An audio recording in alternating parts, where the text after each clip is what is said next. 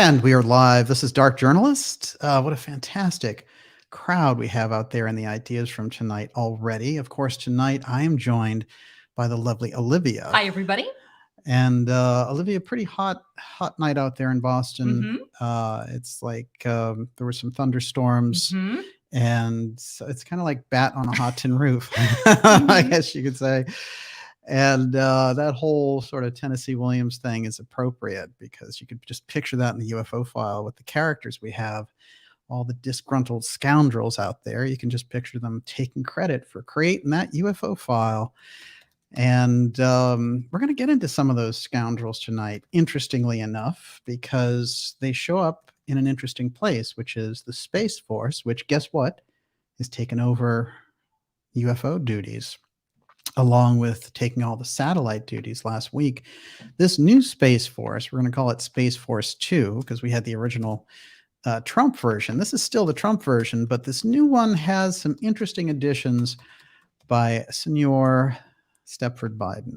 And this is very interesting because we're going to see some interesting tie-overs to tonight's theme, which is the UFO war games. This is the UFO file, war games, and nukes. And how do those two things come together? Well, you're going to notice that all of these nuclear people, these nuclear themes coming up around the UFO file. Of course, we've heard before about UFOs being interested in nukes and nuclear facilities, but that's being glommed onto. There's like a piggyback thing that's going on here that I believe is trying to create a false flag incident involving nuclear weapons and blame it on the UFO presence. And that's what I think we're seeing a lot of. And unfortunately, there's a lot of conservative media going along with this trope, including Tucker Carlson and Bongino and some of these guys. So I'd like to get them and wise them up.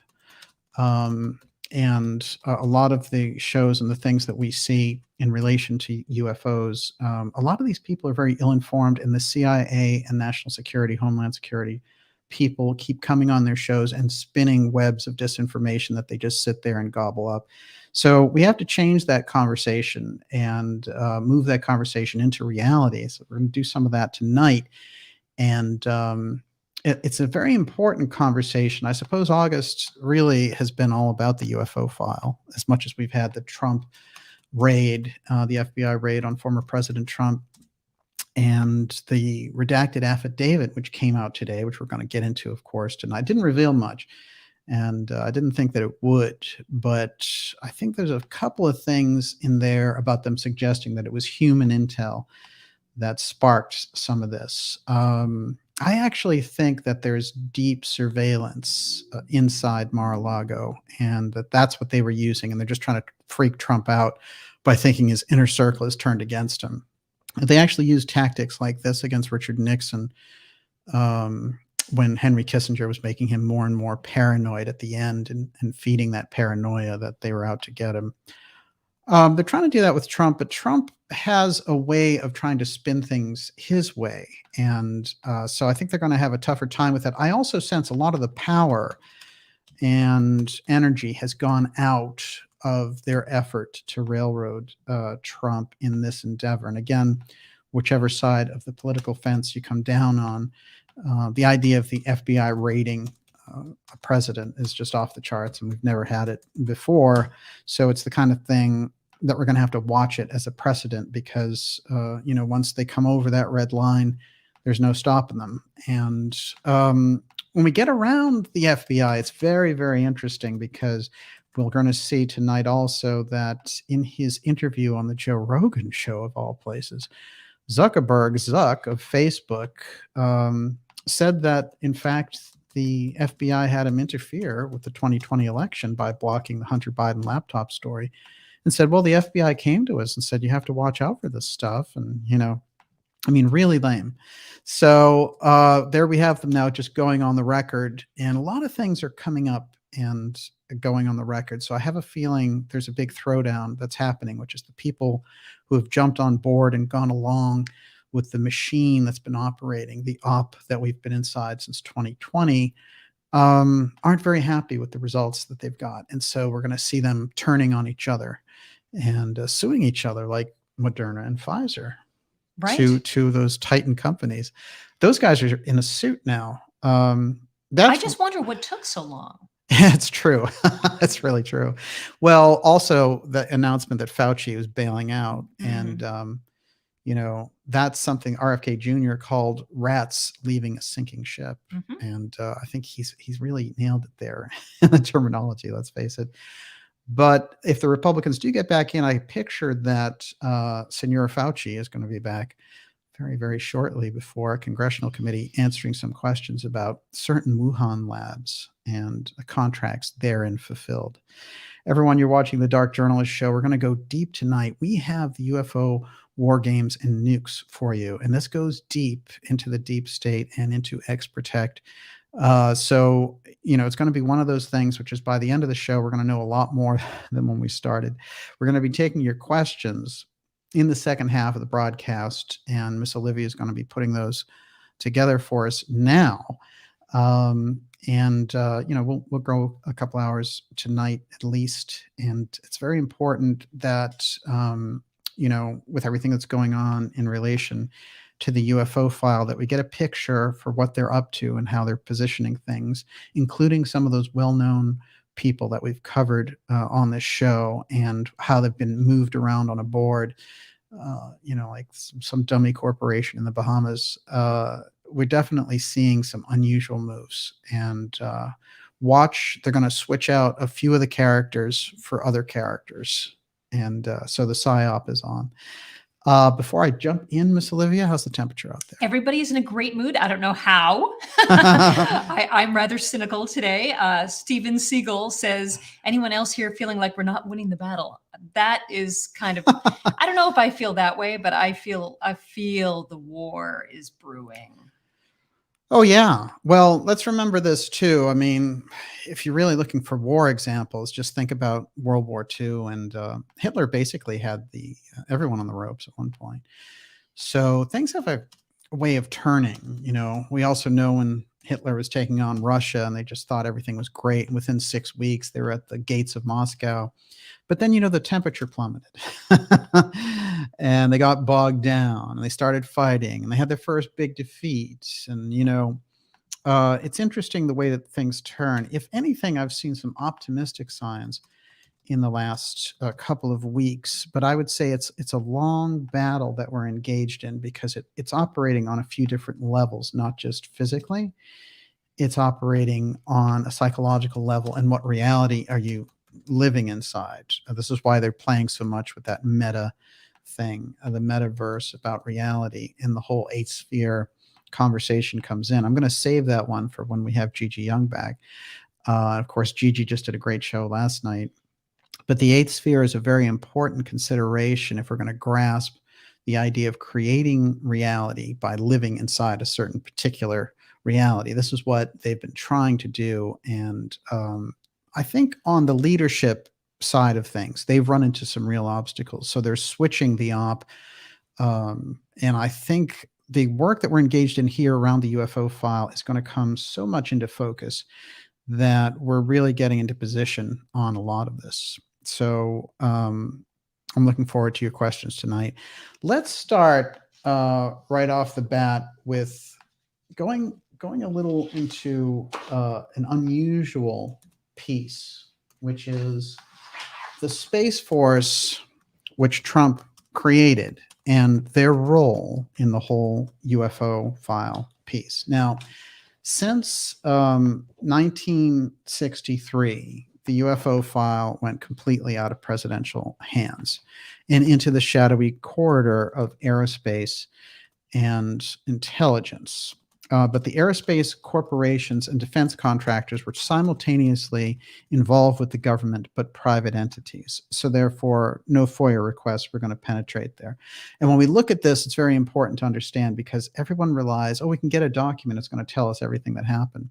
There's a few documents that can point to things, and I do think that's a healthy way to go about it. But you're never going to get a FOIA telling you what they've been up to, unfortunately. There are just threads and steganography that's left there, that if we learn how to read it, like learning how to read hieroglyphs, we're going to get a real picture of what's happening, and we're going to understand it a lot better. So when we go back into that early battle of the UFO file and Kennedy's battle, we get a sense from what's happening now with them releasing all of this UFO stuff. And it's getting pretty strange the way that they're doing it. This week, Politico came out with an article saying that they're really pushing this whole thing about, what we have is Congress implies UFOs have non-human origins. This is how they dance with some of these subjects. And of course, they've known for a long time that something else is going on here.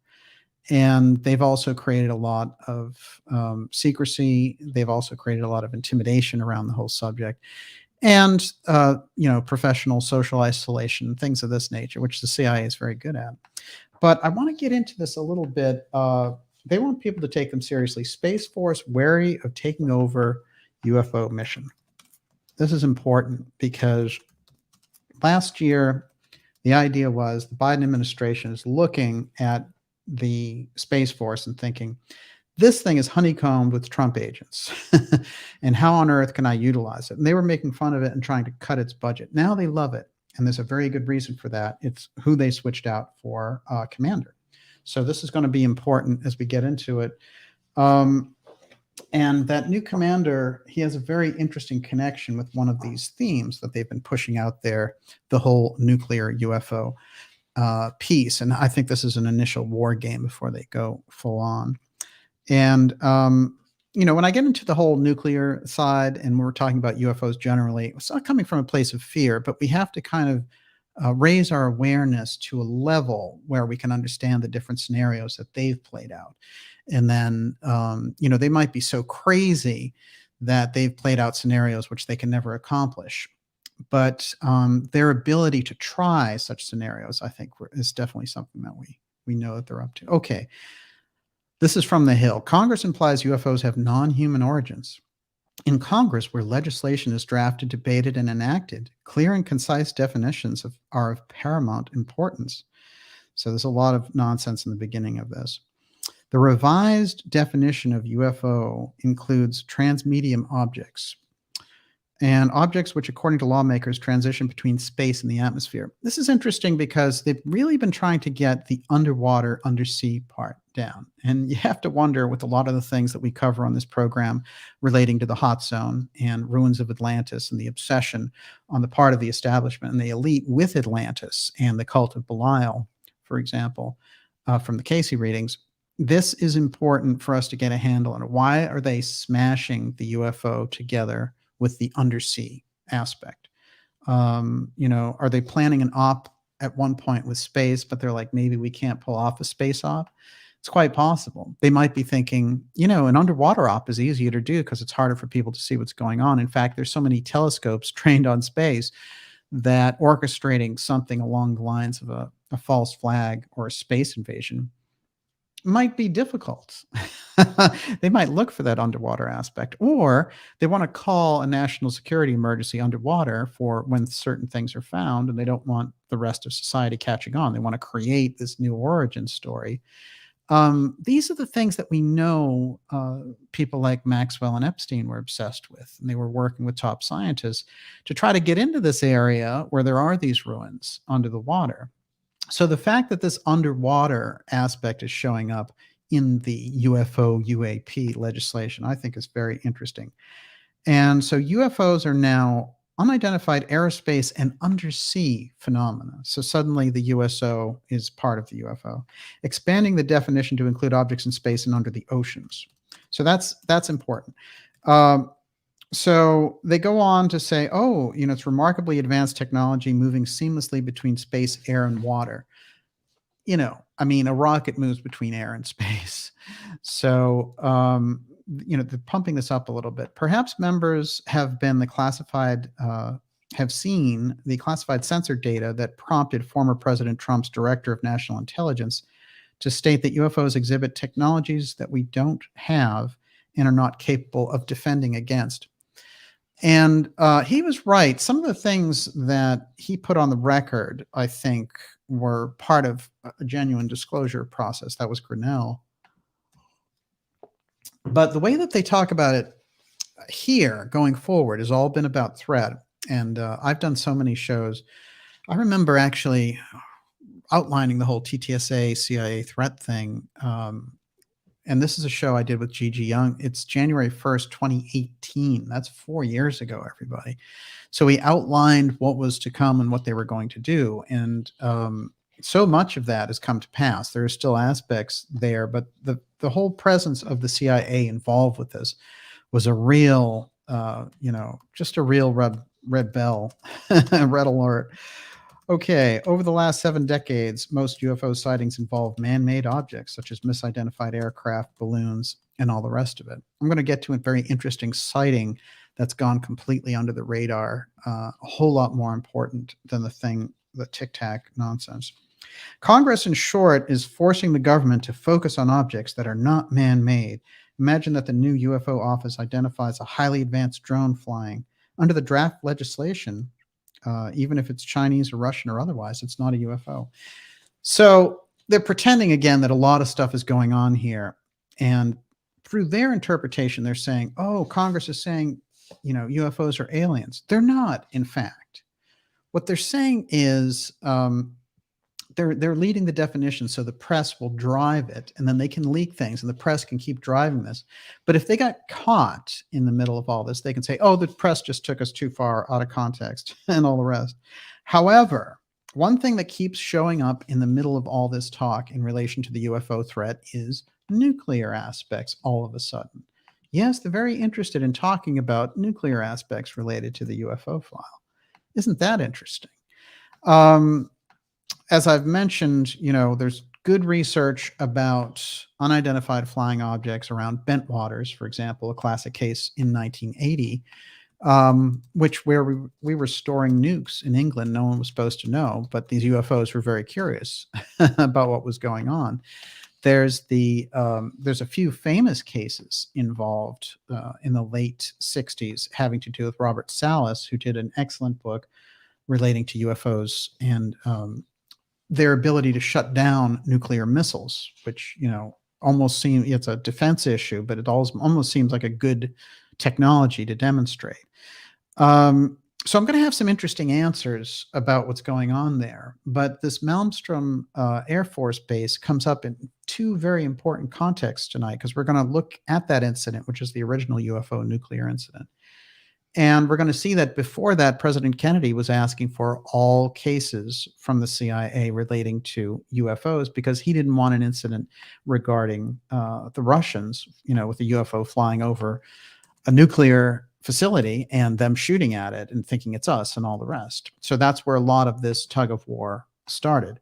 But the desire on the side of the establishment to make the UFO aspect nuclear is bothersome. And all the people who are penning these articles, if you go to the bottom of the page of the Hill of the New York Times or whoever's writing these articles, it's always a former Obama State Department official over and over again. So these people somehow are embedded in this UFO UAP op, the PSYOP part. We know UFOs are a genuine phenomena, but the PSYOP part is very, very disturbing indeed. So when we get to the end of this article, we also find we're looking at, again, an Obama a State Department official. Now, here's what's interesting. In here, they quote John Brennan and say, former CIA Director Brennan stated that UFOs might constitute a different form of life.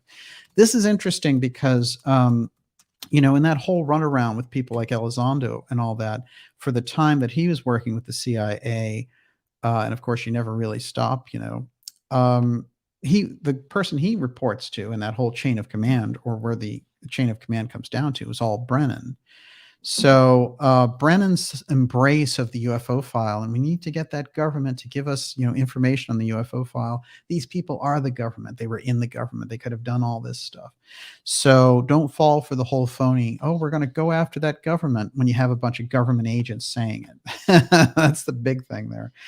And here's another one. According to James Woolsey, who's also a former CIA director, him under Clinton now. Something is going on that is surprising to experienced pilots. They're all on board. Avril Haines, the director of national intelligence. Well, she thinks that the things that the ships are seeing, she thinks extraterrestrial craft are attacking U.S. Navy ships. She's the director of national intelligence. Well, who was she? She was the deputy CIA director under Brennan.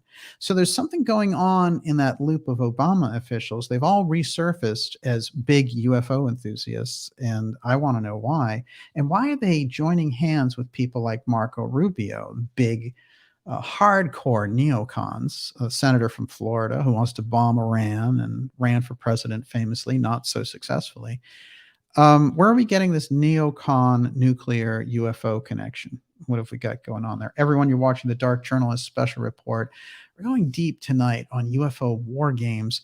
It's a terrific group that we have out there tonight in the ideas room. I'm going to take questions from you directly in the ideas room a little later this evening. And Miss Olivia, how are we doing out there? Doing great. You know what's interesting?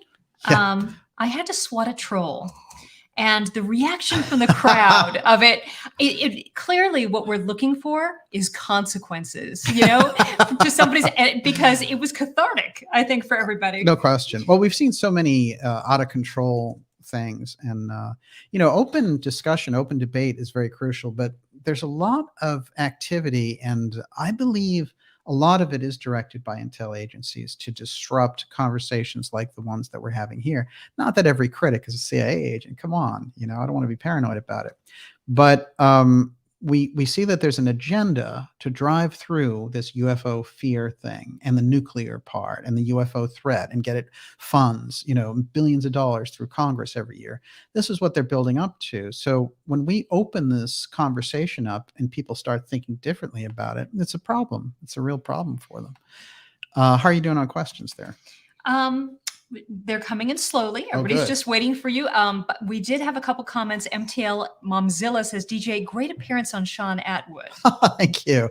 Oh, I enjoyed that. That was great. I did that on Wednesday, and he and I had been trying maybe for like a good 3 or 4 months to put that together, because the first time I went on their show, he was on the road.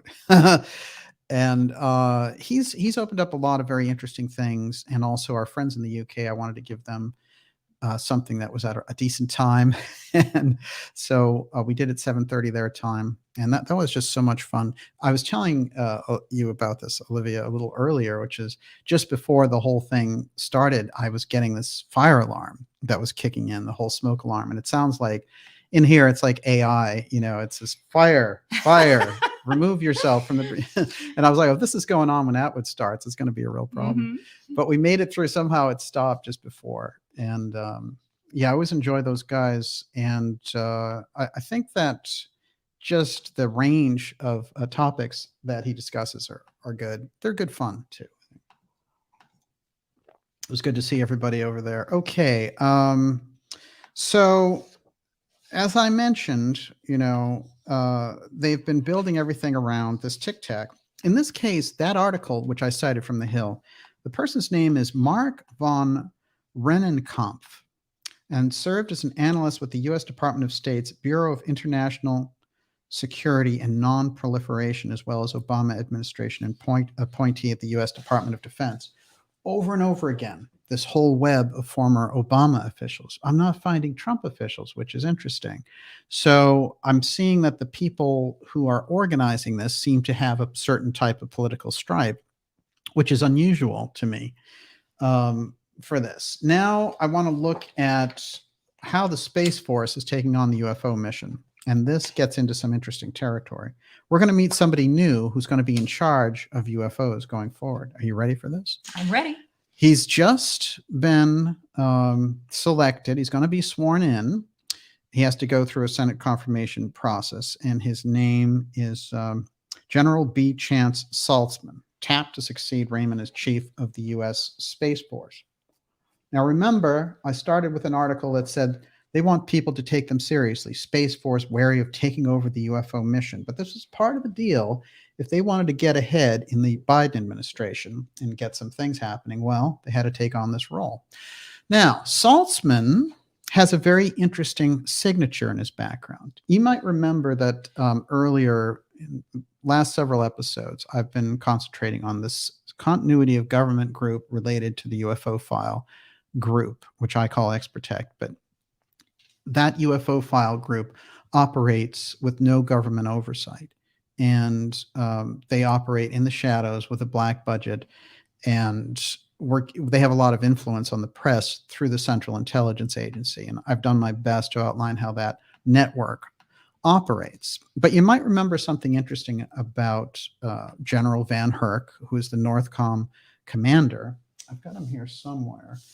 And Van Herk is pretty interesting because I brought him up on a few shows because he is the Northcom commander who would become the combatant commander of the United States in the event that continuity of government, they press the button and say, oh, we've got an emergency.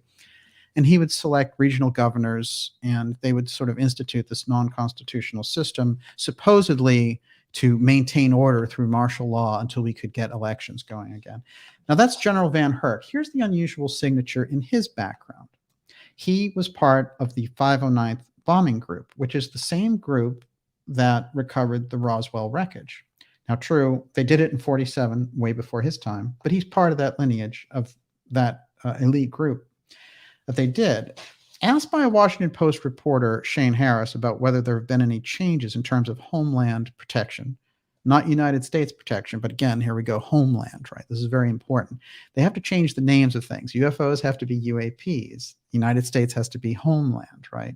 Because when you change the name of something, you change the characteristics. You know, homeland is just some place that's ruled by Northcom. The United States is run by a constitution. You start to see the psychological differences there. So he's asked, you know, in terms of homeland protection as a result of more attention being paid to unidentified aerial phenomena, you mean UFOs? As the Pentagon now refers to what was known as unidentified flying objects, Van Herk said no. The answer may seem disconnected considering the efforts the Pentagon claims are being made to take the issue seriously and to mitigate any potential risks, blah, blah, blah. Van Herk goes a step further, stating, first of all, let's be clear. My job as the NORAD commander is to identify every single UAP or whatever it is, Van Herk said. And then he goes on to say, well, I haven't found any aliens yet, you know, but this is weird because we have the Northcom commander talking now about UFOs, and, you know, they're screening these questions, so they know there's questions coming in. But here's the interesting signature on, let's call him the new general. And the new general is our friend Saltzman, who's taking over for Space Force, who we know is being assigned to be in charge of the UFO file. Saltzman was part of which incident in history, or he's part of the base that was involved in one of the most famous nuclear incidents involving a UFO. And what UFO base is that, Miss Olivia? Well, I have no idea. It's the Malmstrom UFO base. He has a background there. He was there. Now, here's another interesting thing about him, which is, you know, I always say all roads lead back to Boston somehow and Harvard, but in this case, it's BU. And that's where Saltzman went to school. Now, interestingly enough, a little bit of background on Saltzman, who's taking over the Space Force. He's the Biden appointee, so they're getting rid of that Trump influence and getting into this Biden influence. Okay. Saltzman graduated from BU and commissioned into the Air Force as a nuclear missile operator in 1991. Between June 2010 and 14, he served at Buckley as the commander of the 460th Operations Group.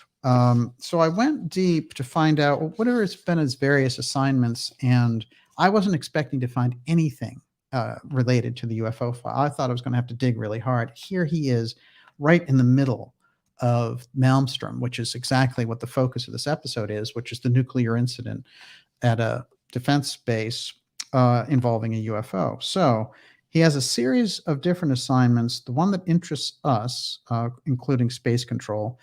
But here he is in his various Pentagon assignments. He's at Nellis. He's at Maxwell Air Force Base, Vandenberg.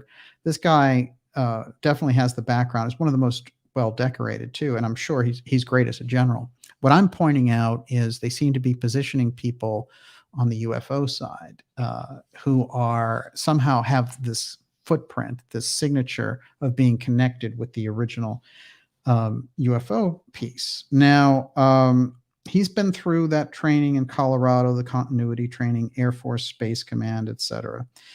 But we have him at Malmstrom right there as part of his actual, as a commander there, as part of his actual background, which I think is absolutely remarkable. And what I want to do is get a little hint of how he got chosen, etc.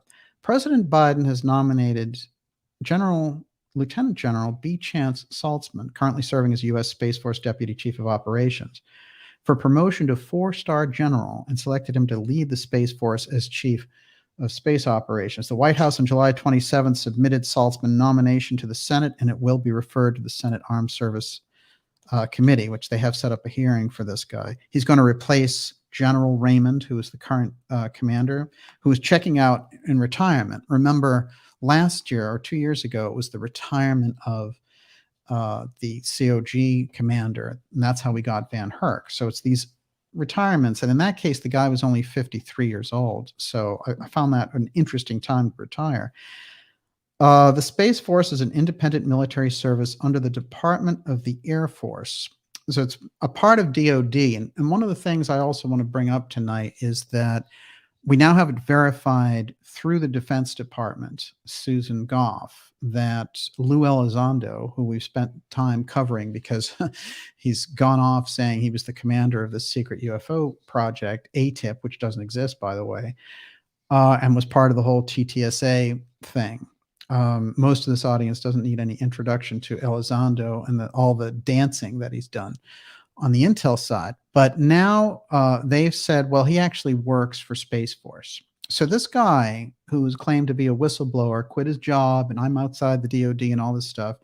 We've suggested still was working as an intel agent because he's a former CIA guy and was still contracting with the government. So all that time, he's like, oh, that damn government won't give us those files and all that. He's working for the government. Okay, so this is a classic example. So Susan Goff of the Department of Defense goes on the record and says, Elizondo works for Space Force. Well, that means he works for the DOD because Space Force is under the DOD.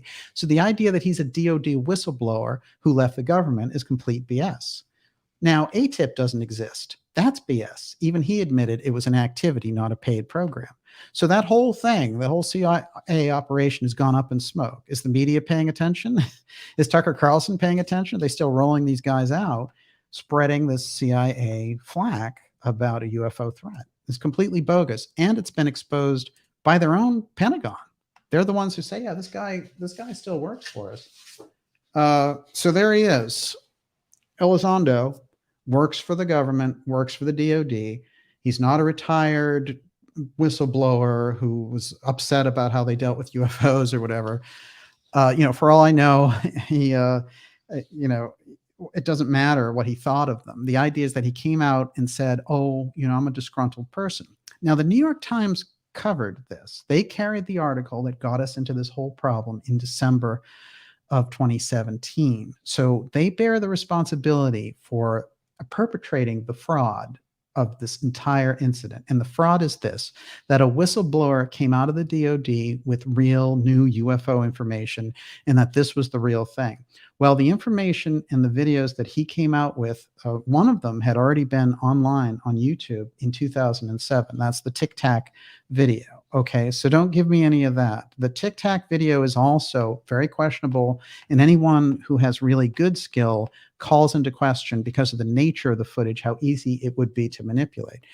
If we go into that UFO history at all, we're going to see in New Zealand in 1978, they had fantastic footage of a UFO that a television camera crew filmed for hours. All right. So the idea that, UFOs are something that showed up and that Elizondo, gave the story to the New York Times is a complete joke.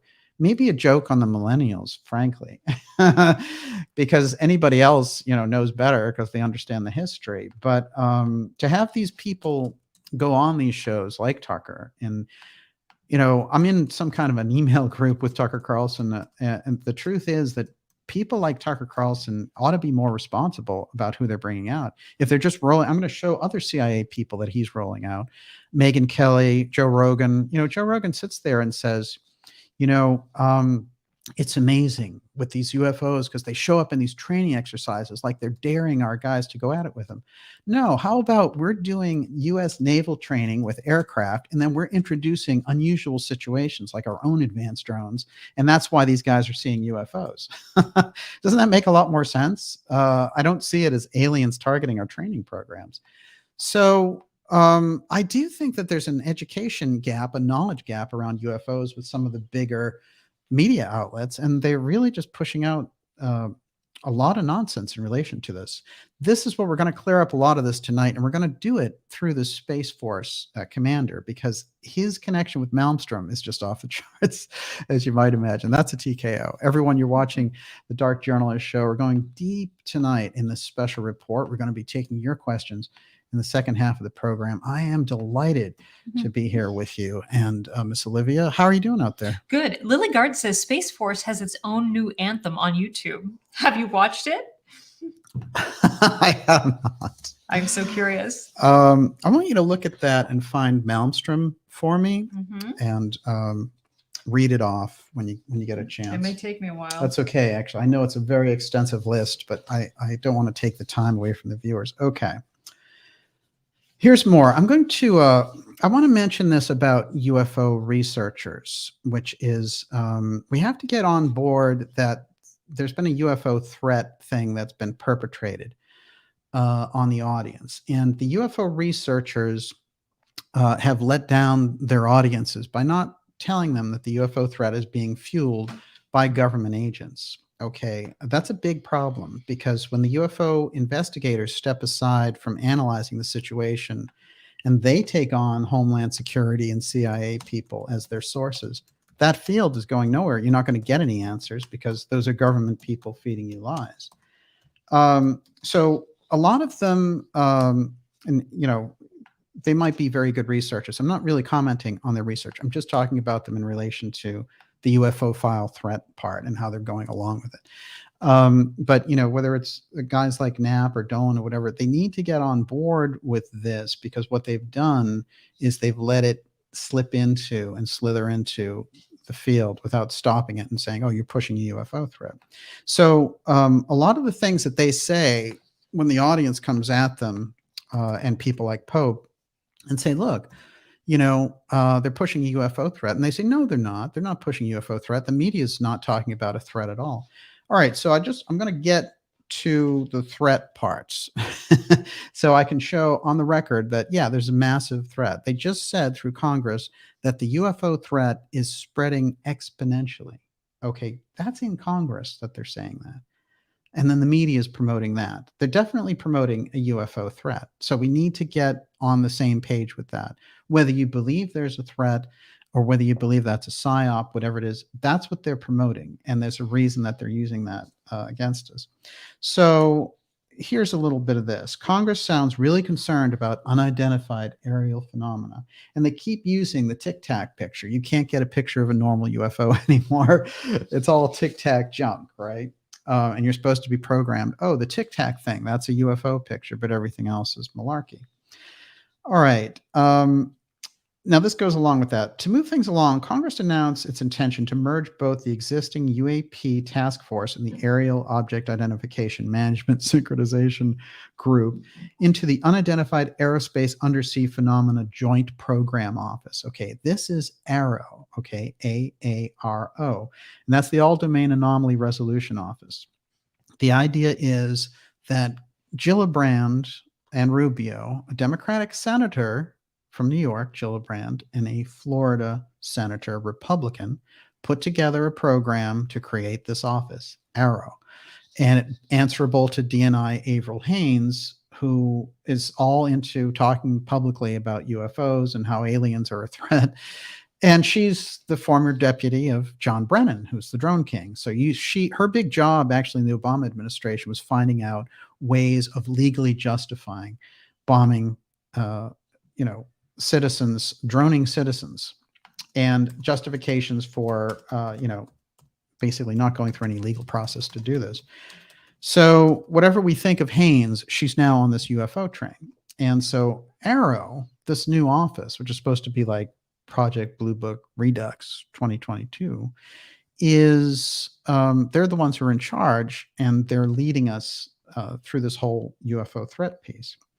Now, it's still in the works, but the Senate clearly thinks its goals remain incredibly important, seeing as how it describes incidents as threats to the U.S.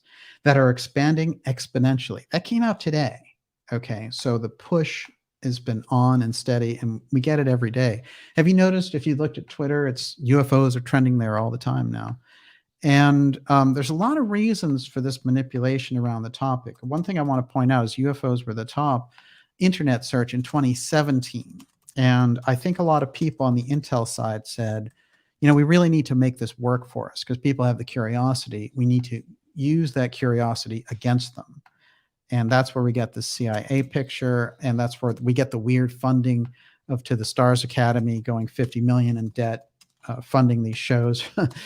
And how we get, you know, kind of carnival versions of the UFO thing with Corbell documentaries and things like that. None of that stuff, if you go even a half-inch deep, most of that stuff falls apart. There's good, genuine UFO research that's out there that just hangs out there and has been railroaded by this op. But the question is, why are they doing that, and why are they doing it now? Those are some of the questions that we can answer if we take a long view through decades of how they've been setting it up. It makes a lot more sense. Okay, inside of that arrow, they're going to call this other thing Arrow X, as in exec. Little X steganography for you.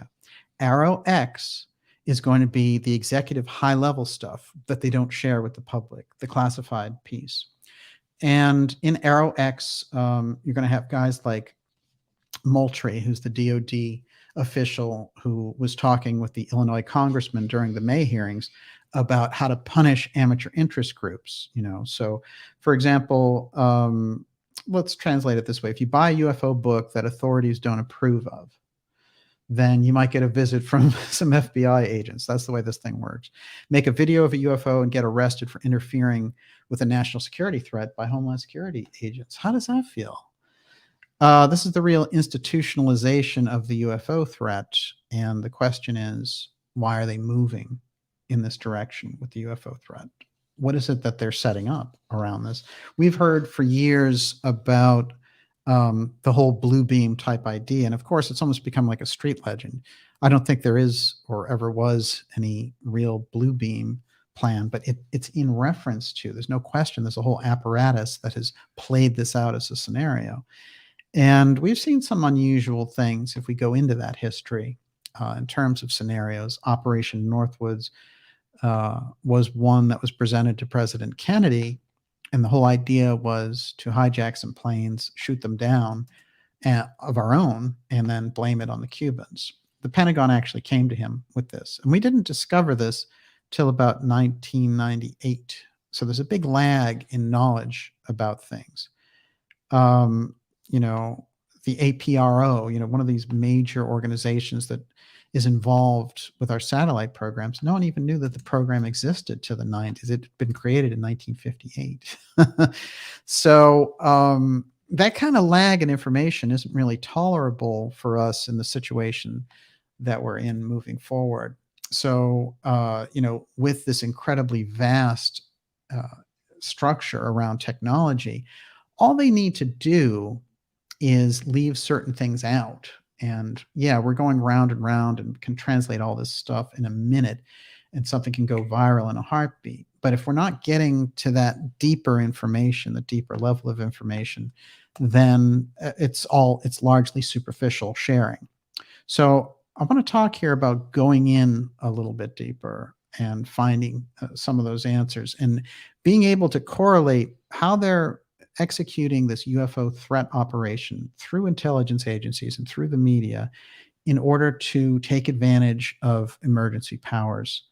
And this is where I think so much of the effort goes. If we want to understand what they're up to, it has nothing to do, and I mean nothing to do, with genuine disclosure. It's CIA disclosure aimed at consolidating power, nothing else. Everyone, you're watching the Dark Journalist show. unbelievable tonight. Great crowd. So many of you here with us. I want to remind you now to go to the darkjournalist.com website, sign up for our newsletter. That's the thing that keeps us in touch with so many of the interesting things that are going on and the remarkable censorship that we've been observing, just off the charts. And, but we have that way of contacting each other, even if all the social media networks go away. And I love the social media networks. So, I'll be on them as long as they'll have me. But that newsletter guarantees no matter where we are, even though I'm broadcasting from an iPhone, which, I told Olivia, it might come down to that. And the way I look at it, that newsletter is like that. It's a free newsletter. You get it once a week. So go to darkjournalist.com and sign up for that. Stand up and be counted and make sure that we have you there. Okay, I'm going to jump into the classified side of all this. But before I do, Miss Olivia, what do you got? Scott Grape says, DJ, what can you tell me about Professor Gary Nolan? Is he legitimate or just CIA? Well, he's CIA for sure. And Gary Nolan comes up tonight for sure. So I'll probably save it for that. But fundamentally, this is somebody, again, there's a trend going on here that we need to grab and arrest with our logic. And the trend is CIA people who claim to be contactees. Okay. Jim Semivan, VP of Operations to the Stars Academy. Top level CIA. I mean, really, CIA directorate, like top level. He claims now that he had an alien encounter. Okay. Then he goes a little bit further, and now there's John Ramirez, who is a CIA associate. This guy now, you see him on a lot of programs. Oh, the aliens took me out on a table and all this stuff. And then Nolan also, he said, oh, when I was a kid delivering papers, I saw this UFO. It came down on me. And then later I had little men in my room and all the rest, and, lights at my window. And so he's a contactee now. 3 CIA contactees. What are the odds that these CIA people are getting abducted and that they just happen to be at the front of the UFO threat train trying to ram this through Congress? Doesn't feel good, does it? Now, here's an interesting thing. If you go back to Professor John Mack's work, he went into those cases and he found out that people were having these genuine experiences of being abducted. And I think that this is intel mimicry of genuine situations so that they can remember the intelligence agencies are all about co-opting areas, right? They want to co-opt entertainment. They want to co-opt politics. They want to co-opt the media. So now they have this whole wide open field and they're looking at it. And like I said, in 2017, it's the largest Google search that they have. And they're looking at this vast interest in this thing and saying, how do we take over? So they get a phony whistleblower, right? Oh, I'm disgruntled whistleblower and I'm Lou Elizondo. I come out and I'm giving these details, but in fact, I still work for the government. So that whole thing has been blown away, although people still buy into it. What else do they do? Well, now they need something else because a big piece of the UFO thing is the contactee part, because there's a long history of that. You go back to Betty and Barney Hill, that's the 60s. Okay. So you've had intense cases relating to this all through the 70s. Guys like Leonard Sprinkle and J. Allen Hynek and Stanton Friedman, all the rest, they have a huge download history there. These are people that have passed on who were did incredible UFO research for decades. So that's all there. So this is part of the human history, the human phenomena. Now, this other thing is what I call CIA LARPing, where they come in and they're imitating the actions of the actual field. So now, if somebody challenges somebody like a Nolan and says, well, aren't you just doing this for the CIA? He can grandstand and say, this is my personal experience, which is, what John Mack was getting to, which is these people are having genuine experiences. I have no way of knowing if the CIA people do, but I'm telling you, it's highly dubious now that they're rolling out CIA contactees. For all we know, the government intentionally grabbed them in MyLab style and gave them a phony experience so they could come out with it. They might even think that it's true. But for me, it's highly suspect. We have to remember Central Intelligence Agency and a lot of the people that we're talking about are counterintelligence agents. And what they're doing, a counterintelligence agent, is to throw you off. So if I'm a foreign government and I'm looking for something, the counterintelligence people give you a fake story. You know, like let's go all the way back to World War II when we were doing the landing at Normandy. Okay. General Patton and others were cooking up a counter intel effect against Adolf Hitler. And the idea is they didn't want him to know we were landing at Normandy. They wanted Hitler to think it was in Portugal or somewhere else. And so what they did was they employed stories that would lead him to believe that. That's the heart of counterintelligence. So the same thing with a lot of the people and the CIA raiders and the people that are involved in this. They're counterintelligence people. Elizondo is a counterintelligence agent. They're professional liars. So they're good at lying. And that's why in public they've been caught at so many different lies. And it seems like through Congress, you know, a lot of intel agents don't get prosecuted. Or their bosses. Like, look at James Clapper, who lied to Congress. Nothing happened to him. You know, a slap on the wrist during his hearing, like, you shouldn't have lied to us. Well, I did it for national security. You can use that, you know, for anything. You know, you can say, well, we covered up the Kennedy assassination for national security. It doesn't wash. At the end of the day, you're lying and being dishonest. So you can't go to the Central Intelligence Agency for straight truth relating to the UFO file. That's just the fact of it. So it's an easy stroke to get back on the right track. When you are doing genuine UFO file research, don't include the CIA. Don't listen to them. Don't work with them. It's very easy. Keep an eye on them, you know, and that's the way a good UFO field can run. Instead, you have a lot of researchers falling for the CIA wants to bring you to Jesus on the UFO file. Don't believe the hype. Don't go for it. It's very simple, actually. That's the line in the sand. So what we've had is we've been railroaded since the New York Times article with all of this, you know, CIA PR, the $50 million that they ran through this TTSA company, all these different things. And so now we've lost 5 years of research because of this thing. And the documentaries and the things that are coming out, even by good people, they're all covering the CIA op and promoting that. So that's the way to destroy a field: pirate it, run it through Congress, run money, create secret agencies. This is what they're doing right under our nose. So I think the thing we can do to recover the situation: rule number 1 in the UFO file, don't include the Central Intelligence Agency. Rule number 2 is split the research, go into the genuine research, which is the UFO file research, and leave off this big parade circus that the media has created, where those people and the ones who are in the media don't know very much about the topic, and they're doing a bad job of playing catch up, in my opinion. All right, before I go any further, Miss Olivia. Can I swear just a little bit? No. Okay, I can avoid it. I can avoid it. Josh Randall says CIA people are the Michelangelos of BS artists. That's true. That's really true. Hey, is Malmstrom on it? Yeah, second one down. Okay, here we go. This goes back to our friend, and then I'm going to show you the nuclear connection here and what we're talking about with that case, the Malmstrom case. Here's the setup.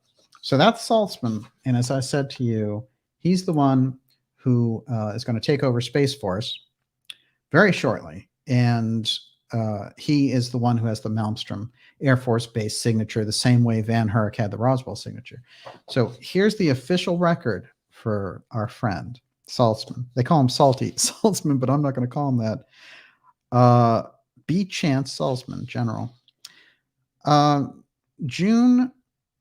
July 1992 to June 1996, 4 years. Missile Combat Crew, 10th Strategic Missile Squadron, and West Wing Missile Combat Crew Instructor. Strategic Missile Wing, Malmstrom Air Force Base, Montana. That's the site of the UFO nuclear incident, where a UFO hovered over a Air Force base and shut off 10 missiles, nuclear armed. And Robert Salas, who has given us that story, is thoroughly believable in terms of his history. I'm going to get into that a little bit. But you know, I've always thought his story was one of the better stories going back there, and they had to keep it hidden because, you know, they were discouraged from saying anything, and somehow eventually this all came out in the 90s. But that is a Salas, who was a first lieutenant stationed at Malmstrom Air Force Base, Montana in 1967. He said he was on duty as a deputy missile combat crew commander deep in the underground nuclear missile control room. The site's flight security controller called from above ground and was panicked and shouting. He said there was a large, glowing, pulsating, red, oval-shaped object hovering at the front gate, according to Salas's affidavit. As he woke his commander, he claims alarms went off, showing nearly all 10 missiles shown in the control room had been disabled. So this UFO comes over this, you know, Air Force base, which has nuclear weapons, in Montana in 1967, and it shuts off 10 of the missiles that are there. That's pretty dramatic for sure. And 67 Air Force Captain Salas was at Malmstrom Air Force Base. And so the story's gone around, and I think now that we see the signature with the Space Force commander having the Malmstrom Air Force Base, I don't think that's a coincidence. And I'm going to tell you why, because it relates to this UFO nuclear piece. And remember, Saltzman has a really heavy-duty nuclear background. So here's another description. The video, they took a video of it. It showed a disc-shaped object that flew up to the dummy warhead as it traveled about 8,000 miles per hour. So now there's another piece in here. This is like an artist description of the whole thing. And so the craft comes out there, but it creates this incident that goes on for a while. This is not just a UFO that shows up and then takes off. This thing hangs out. Now, they've been using Salas' story, and they've been expanding recently to say, you know, in other cases, oh, you know, Russian pilots have been shot down by UFOs, and creating this kind of inevitable feeling. And then they start talking about nukes. One of the guys that they've been using for this, which is so weird to me, is Tom Rogan, not to be confused with Joe Rogan. But Tom Rogan is, you know, this writer, editorial guy who used to host the McLaughlin Group on PBS, okay? And there's something weird going on when you look at that McLaughlin Group. We had Chrystia Freeland. She used to be on the McLaughlin Group. Now she's Deputy Führer over in Canada. And now we have this guy, Tom Rogan, and he goes out there and he's like, you know, pilots are getting shot at, UFOs are hostile, you know, and they're going after these people and they're setting off nuclear missiles and just creating this whole thing. And Tucker Carlson sitting there going, we should be talking about this, you know, and blah, blah, blah. Somebody, somewhere, there's a weird link here with Rogan, Tom Rogan. He's supposed to be getting this stuff out. And I think inside shows like Tucker Carlson, they're just kind of, they're not vetting these people in terms of their agenda. They'll vet them in terms of their credentials and say, well, you have a media credential, you have a government credential, fine. But what's your agenda?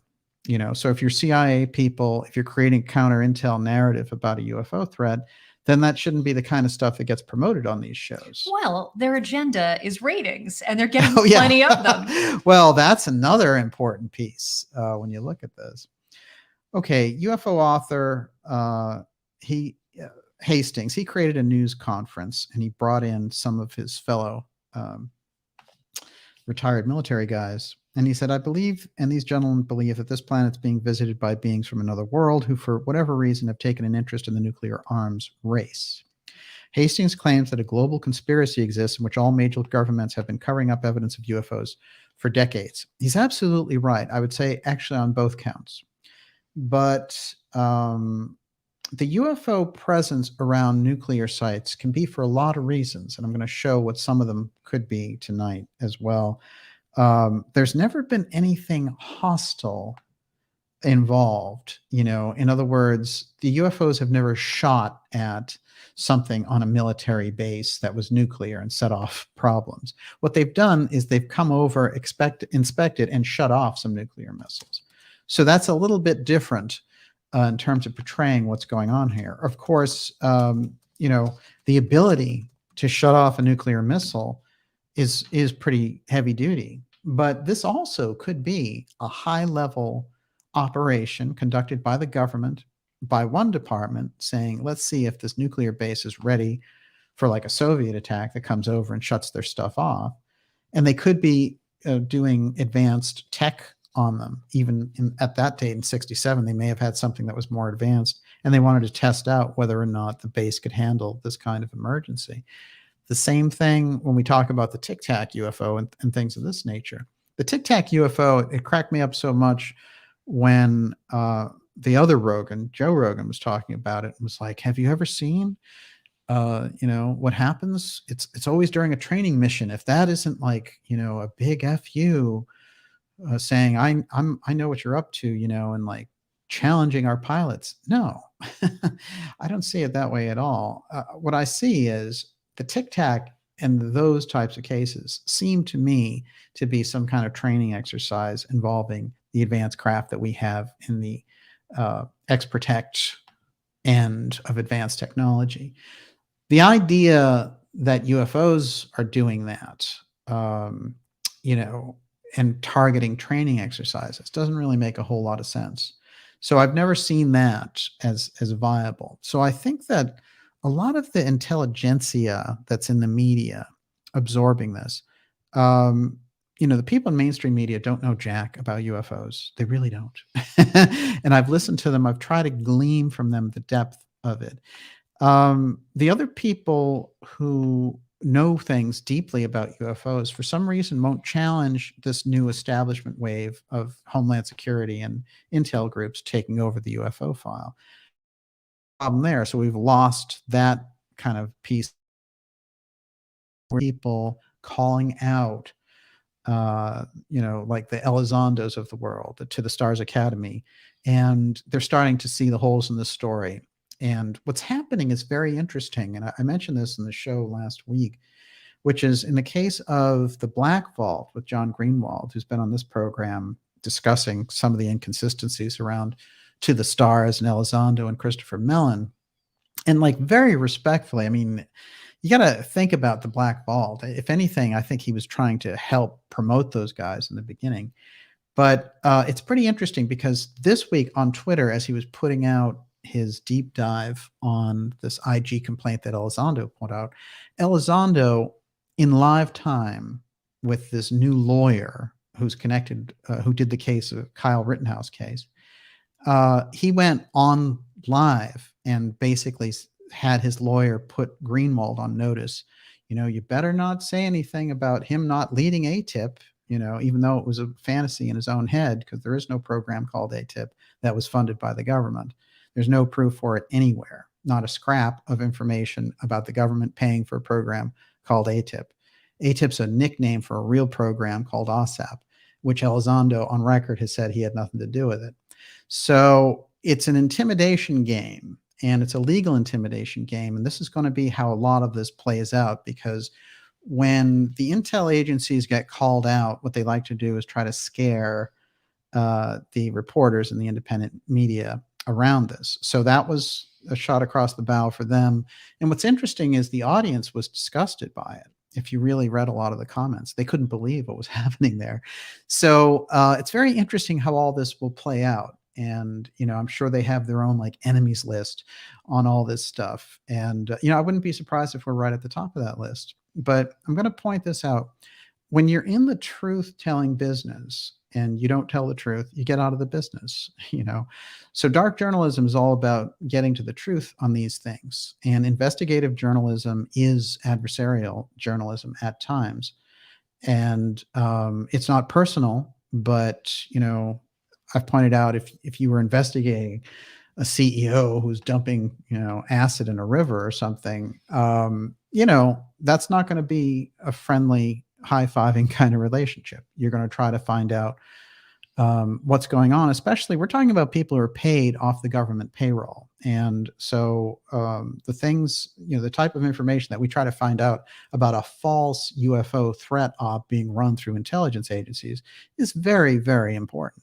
So, you know, there's no kind of intimidation, in case they're wondering, that's going to work in relation to this. So the idea of like sicking lawyers on people who are calling you out, it's not going to fly, you know, around the alternative media. Too many people have caught on to it too quickly. So, you know, let's just be unequivocally clear about that from the outset. Okay, everyone, you're watching the Dark Journalist Show. Whew. Let's go a little bit further into Hastings' case, because it's going to give us some answers about the war games that are going on in the special report, UFO File War Games, and nukes. Where do the nukes come in? We're seeing this nuclear connection. Well, there's a nuclear connection also suggested in the FBI raid around the Trump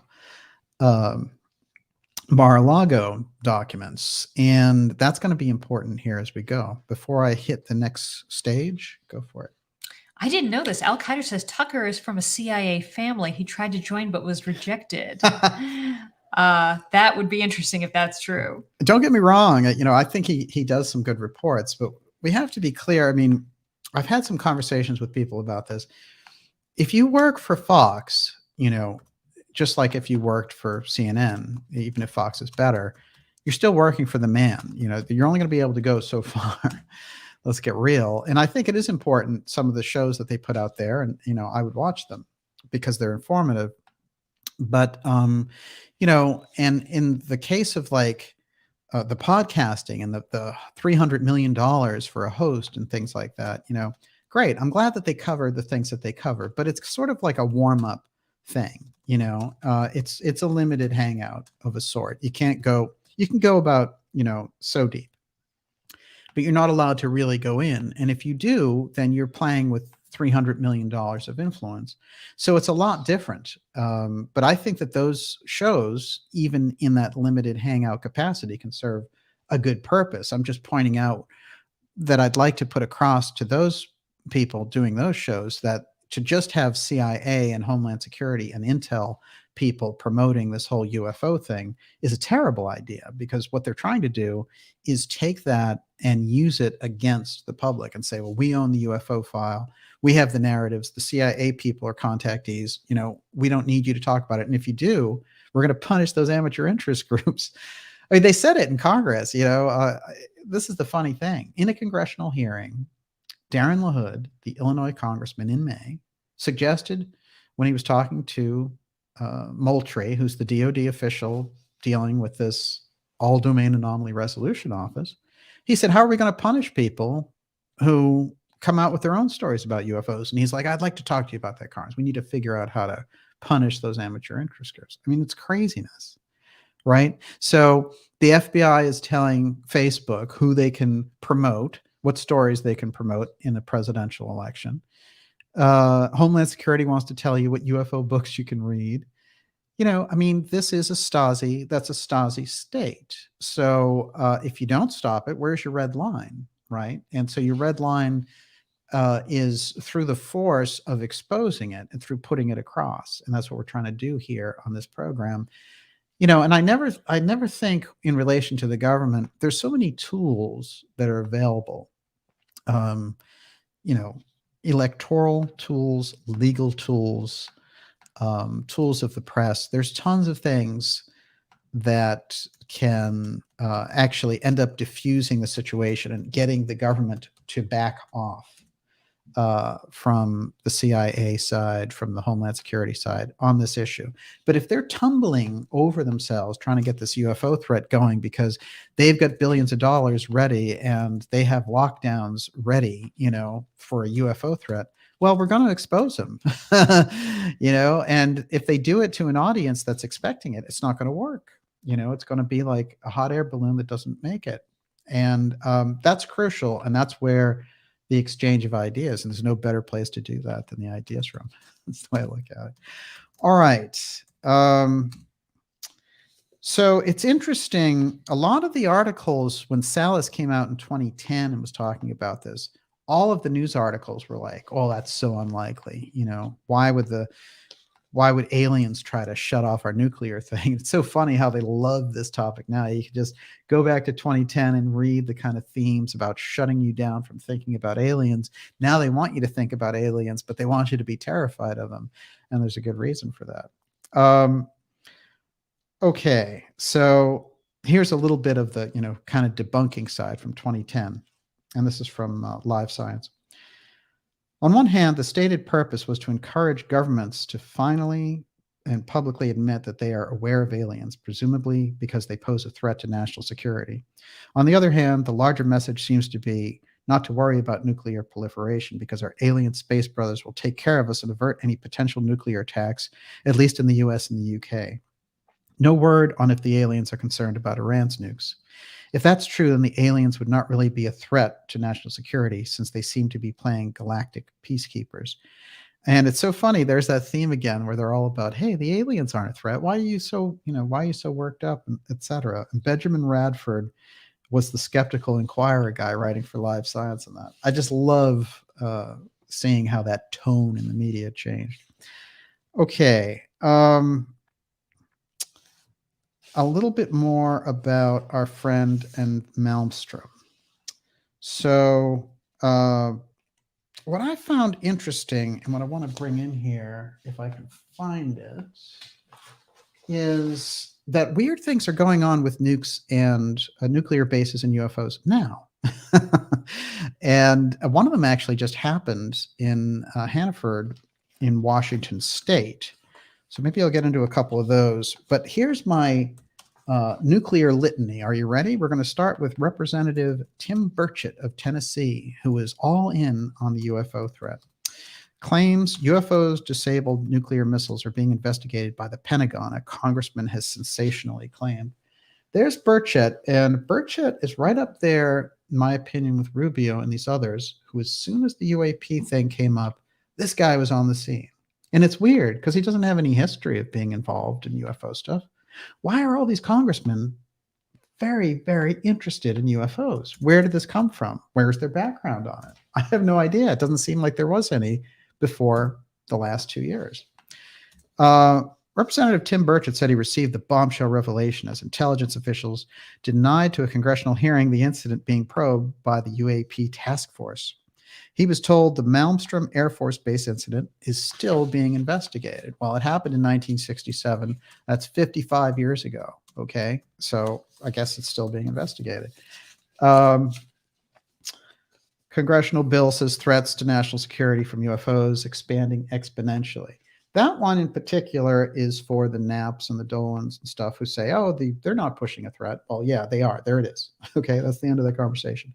And of course, you get the lovely Tic Tac video clip, which they won't leave out no matter what.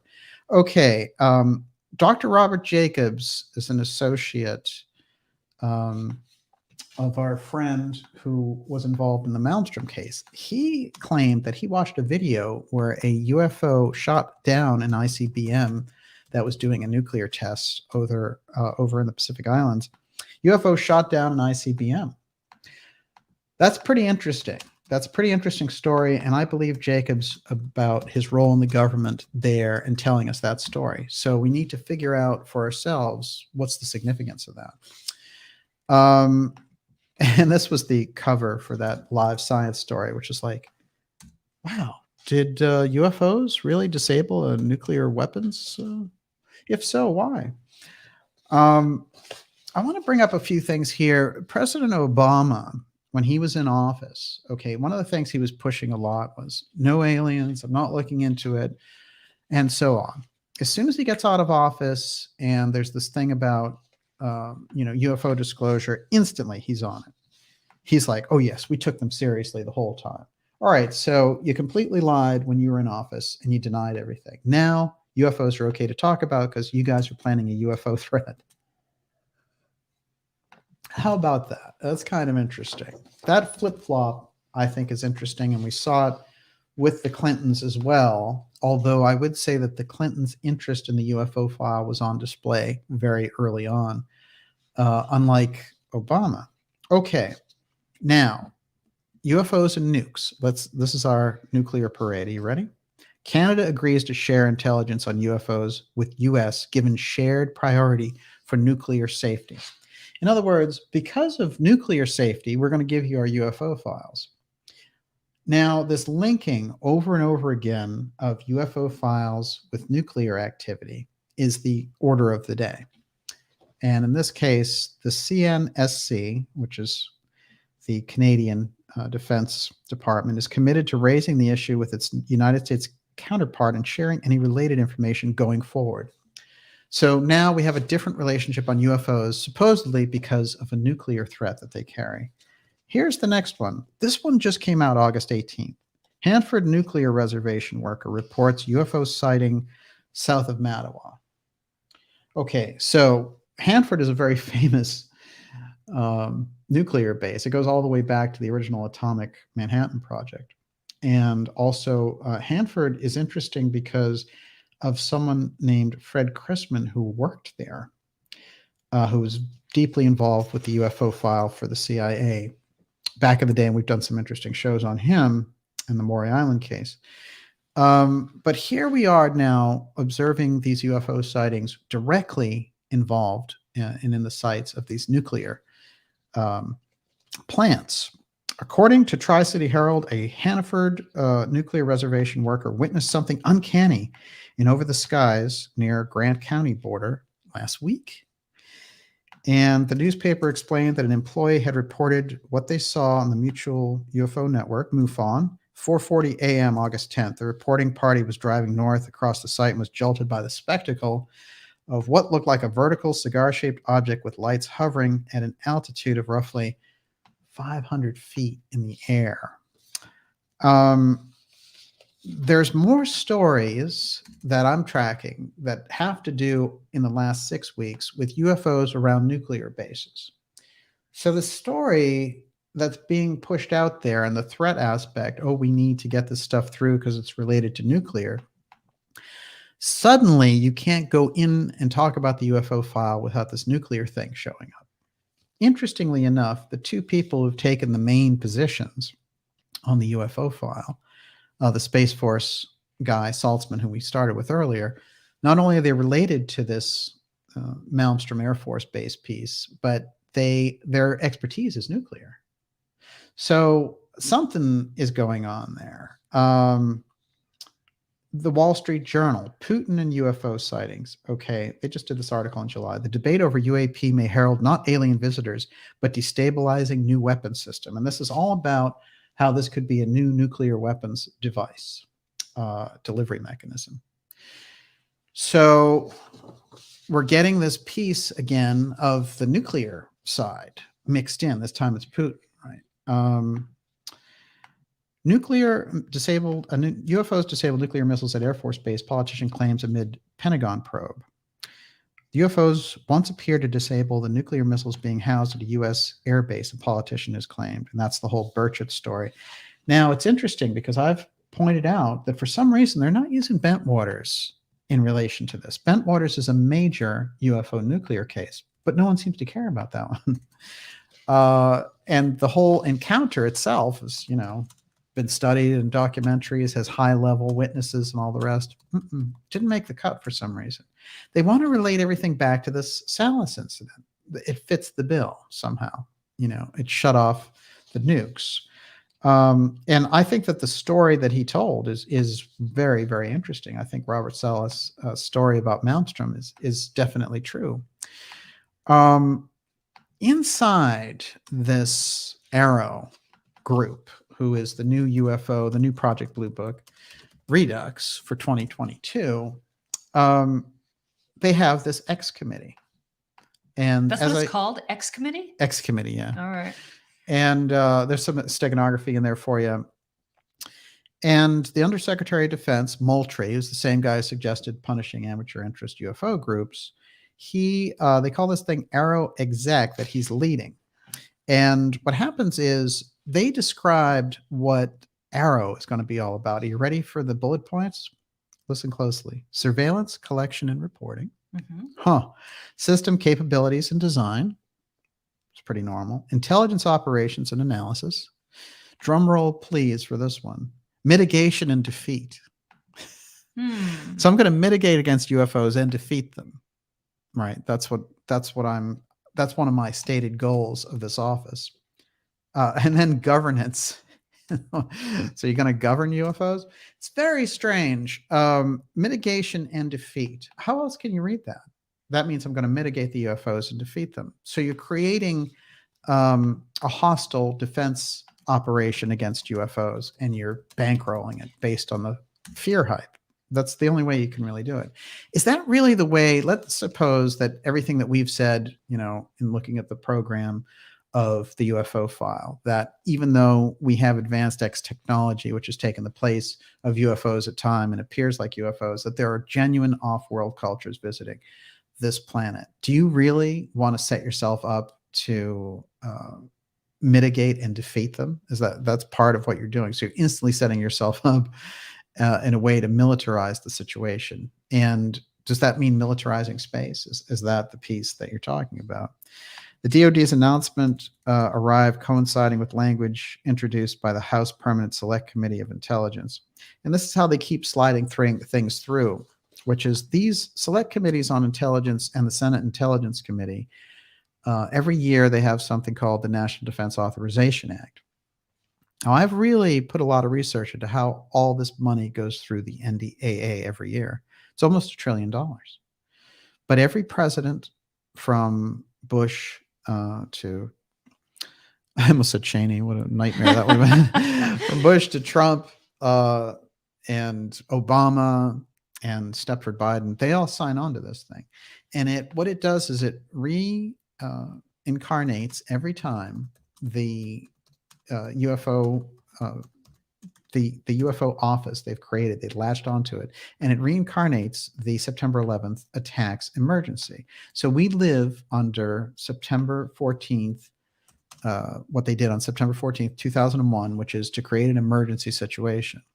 Now, the emergency powers thing I've gone into in depth. One thing I want to say is, unless you know it's there, they can be doing all kinds of things with emergency authorizations that you'd never have any idea of. Here's a case in point. When the Nixon administration was looking in 1970 to find out if they could create an emergency thing in relation to issues with Vietnam, they found out that there was still, the country was still under an emergency from the Korean War. And there were all kinds of things that were happening with military contractors, getting deals and all this stuff, and bending rules and getting around certain laws because it was a state of emergency. So they created an emergency through the Korean War, and nobody knew about it. It was just hanging out there. I mean, certain people knew about it, but the public didn't know about it. But there were all these things going on the inside with Boeing and with Lockheed Martin and others who were doing fantastic because they were working off of this emergency thing, and the government could just give them the money on the sly. Now, I've shown in the last episode where, in secret, the leader of Australia now, the former Prime Minister Morrison, he's ex-Prime Minister now, but how when the whole COVID thing was going on, he assigned himself covertly, without the knowledge of the other ministers, 5 different positions. So, he made himself Minister of Health, Secretary of Defense, whatever it was. It would be like Biden setting himself up behind the scenes as Secretary of State, God help us, and all these different positions. So when you look at that, you can see emergency powers, something that we don't know a great deal about, and it completely abrogates our ability to exercise constitutional rule because it gets rid of the Constitution. In fact, it makes the Constitution non-void and has us living under a martial law. So the continuity of government program and how that's all exercised to be an emergency scenario that we get ourselves into. How would you get into a scenario like that? Well, you certainly would in a nuclear war. That's what it was set up for. But as I've pointed out, they changed those rules. And I've learned this through the work of Professor Peter Dale Scott and his deep state work, which is outstanding.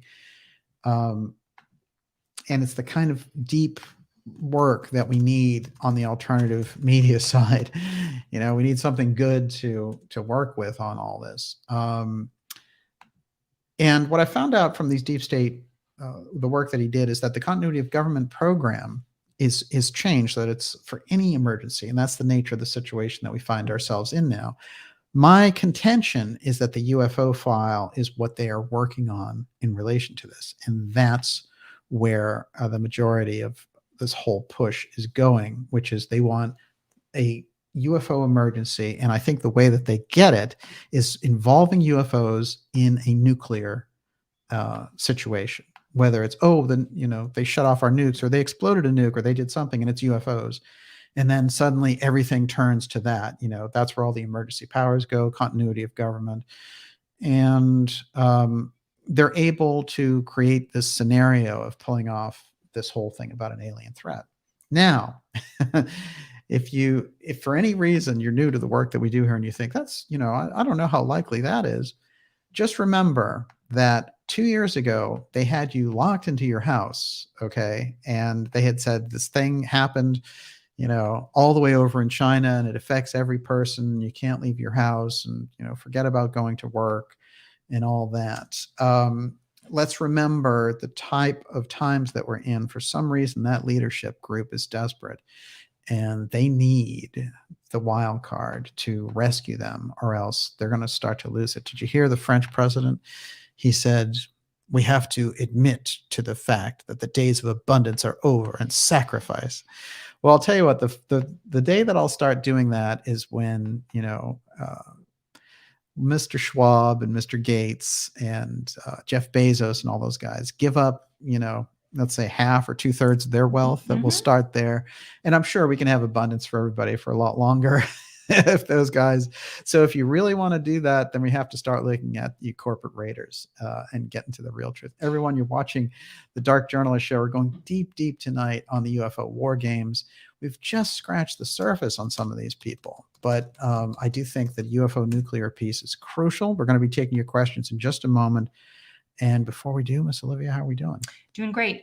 Forrest C wants to know, is Space Force the black budget UFO program? And Karen Carpenter said, is Space Force a cover for the black budget breakaway space civilization Catherine Austin Fitts speaks of? Jewel of Aquarius said, could Space Force be a black budget item brought to light, dark to light? Yeah, Space Force is very important and needs to be understood properly. President Trump did some interesting things. I actually have something about Trump and Space Force here that I want to put across. It has to be understood that Space Force was the attempt by the Trump administration to pull the UFO file back under civilian command, executive control. And this is an important thing because we lost that. We lost it here because the UFO file was in the possession of X-Protect here. What you see in that picture here is Alan Dulles. And Dulles is part of the group that controlled the UFO file through the Central Intelligence Agency and didn't want the president to have access to it. When Dulles tried to basically, he was trying to get Kennedy into an unwinnable situation of going into Cuba to invade. He set up the Bay of Pigs plan, and Kennedy fell into the trap and realized it was a trap and got out. And so Kennedy had a meeting with him, and he said, you know, if this were the UK, you know, if we were politicians in the UK, I'd have to leave and you'd have a lifetime appointment. But this is the USA and you're fired. So he fired the sacred cow in Intel, who was controlling and was a part of this UFO group. As part of that, when he replaced him, he asked the Central Intelligence Agency, and this is on record, for their high threat cases so he could share those with the Soviets to avoid a nuclear incident, exactly what we're talking about here. The request was 10 days before he was assassinated. Now, I think those assassination plans were, you know, had been ongoing. And I felt that this group that operated inside the government wanted to eliminate President Kennedy early on. But this was really like, oh, forget it. You know, if he shares our UFO file with the Russians, then it's a whole different ballgame. And plus, a lot of the people who are in our national security situation come directly out of that Nazi rocket program. Those guys just, you know, fought against and killed 20 million Russians. Do you think they want to share high-level technology with them? I don't think so. So this group that I'm going to go into this to answer those questions because they're very good questions. This group here with President Kennedy, Richard Bissell, and Allen Dulles, and the CIA director McCone here, who replaced Dulles. This is a very important piece because Bissell was in charge of the UFO file, and he was the deputy of Dulles. So Kennedy was trying to get that control back under executive command because Eisenhower had difficulty with it. And when he left off with Kennedy, he said, you've got a big problem. They have the UFO file and you don't, but you're the executive. So this is the problem that Kennedy finds himself going into the presidency with, along with all the other Cold War issues and civil rights issues, et cetera.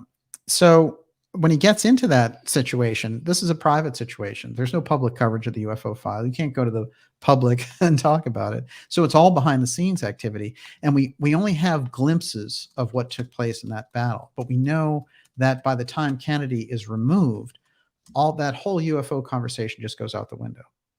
And the whole idea of sharing it. If you look, you can go now to the Kennedy Library and you can look at his joint missions with the Russians that he was setting up. And he didn't want a space race. He wanted the moon program to be a joint program to the moon. Can you imagine if we had our guys going up there with Soviet guys? So he wanted a completely, he wanted this to be a peaceful venture where we get into it and we explore space for scientific reasons. And he had a completely anti-weapon, anti-war policy for space. That's anathema to these guys, the ex-protect deep state people, the Dulleses and the intelligence agencies of the world. What they wanted was the ability to rule from space, the surface. And that's really what gave them unlimited powers to do that. Never mind the exploration and dominance of space. But they wanted that ability. This is part of the program. So remember, when you hear about satellite activity and when you hear about, the geosatellite activity controlling driverless cars and all the rest of it, this is part of the plan that they're rolling out. The only problem is they left the populace out of the equation. There's no debate. There's no conversation. There's no representation. It's just these guys rolling along. And so when we get to the UFO file, this is an interesting place for us to stop and take a look at the advanced technology question. Because if this is the thing that they're in control of, and this is the thing that the public representative, in this case, President Kennedy, that they were able to wrest that power away. So it exists in that shadowy defense contractor corridor between public and private interests. And since it exists there, it's been very hard for us to put our hands on it. And there hasn't been a lot of will to get it back. Space Force, which President Trump set up, was an attempt to make a new armed services. And therefore, since it's an armed services, you need to get all the UFO information back under the umbrella of this thing. It gave him the executive authority as commander in chief, saying, well, I've got a branch now that deals with UFOs, the Space Force. You have to give us all that stuff back. This was the back and forth that took place with Trump and the deep state, because the deep state that didn't like Kennedy didn't like Trump either. And so we're set up in that situation. So that is the nature of the battle there. So I would say that the Space Force now is moving into this position under Biden where they're moving in, different people than the Trump people had. But the Trump people, I think, were set up for pulling the executive aspect. In terms of, this administration with UFOs, it seems like the group that's been creating the UFO threat aspect, they seem to work regardless of which president is going on. But it seems to me when Trump got in, that group had to go around and they had to do like TTSA and they had to do fake whistleblowers and all this kind of thing because they didn't have Hillary in office to pull off the full-on UAP piece. So this is what I think is crucial when we look at it, which is we're looking at a situation where 2016 changed everything because the people who were coming on with the false UFO threat piece through the CIA couldn't do it through Trump. That wasn't one of the things that he was going to do. And the other problem I think that they have with Trump is his uncle.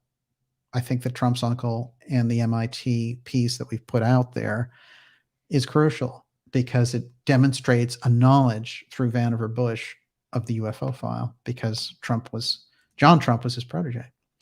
And I think that speaks volumes. I've got more to get into on this, but right now we're going to jump into Miss Olivia's questions. Okay, Johann Wolf wants to know, have any connections from Uncle John Trump to Dulles et al. Been established? No, the Trump family does not have a deep CIA connection, just like the Kennedy family. What's interesting is a lot of the CIA connections, family-wise, you're going to find that deep intelligence footprint in the Bush family, for example. And he was, let's remember, Bush 1 was director of the Central Intelligence Agency. But John Trump, and remember, Vannevar Bush also working for FDR. It's a very interesting situation. I want to touch on this briefly because we did a show called President X, which was all about Henry Wallace. And Henry Wallace was the VP under FDR, but he had also been his agriculture secretary. He'd been with him for years, and he was a very hardcore theosophical student. And we go into a lot of depths with him and the fact that his association with mystery schools and leading Roosevelt through that, including, calling on the masters and things like that. Henry Wallace had a very interesting kind of peace mission, and he was trying to prevent so many of the things that happened during World War II, and he was just coming from a very different place. Now, there's a little side thing I want to clear up about Wallace, which is the Association for Research and Enlightenment, which is the Casey Foundation. They have they had somebody putting out information about Casey and vice presidents and presidents, and he'd done readings for Woodrow Wilson, and people had called on him. But there's a mistake at the ARE relating to Casey, which is that they say that he gave readings for Harry Truman as vice president. It's actually not true. It's Henry Wallace is the one who set up the readings. He wanted readings because there's a conversation that Harmon Brough, who was an assistant to Casey and Casey's son, Hugh Lynn Casey, where he talks about receiving the phone calls and taking the notes, and that it was Henry Wallace, the VP of FDR, who wanted to come in with Casey and get these readings dealing with, geopolitics and world affairs. Now, that's Wallace, because Wallace was the theosophist. He understood the mystery schools. He wanted the Casey information. It's not Harry Truman who called and set that up. That's an interesting little side thing. But this is fascinating because if you go deep on the subject, Wallace was very aware of Trump's work, John Trump's work, retrieving Tesla's work. So we have a connection with Wallace as VP, and then Tesla dying, and the whole idea of wireless energy, very appealing to Wallace. So this whole piece swings out there in history, and there's a piece there when you're looking for threads about, what is it in the background of some of these people. If you look at John Trump, it represents something which I would say is right at the apex between the X technology of Nikola Tesla and the UFO file through Vannevar Bush. So Trump talks extensively about how his uncle influenced him and how his uncle had these conversations with him about nuclear before nuclear. And he would go to places like Scotland and the UK, this is Trump, and he would do these campaign stops and he'd start talking all about his uncle. And people were like, wow, you talk about your uncle a lot. So we have to start to wonder the kind of messages I think that he was sending there. This becomes important. Yes. Okay. Johann Wolf again. Wallace was no doubt privy to Keeley. Oh, absolutely. Well,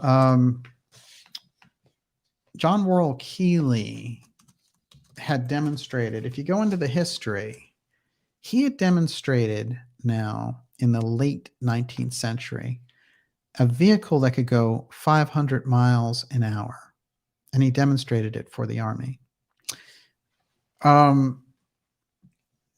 people like Helena Blavatsky did entire chapters in The Secret Doctrine on the technology of Keeley. Rudolf Steiner spoke about Keeley, but he also said the society, as it turned out, wasn't ready for what Keeley could do.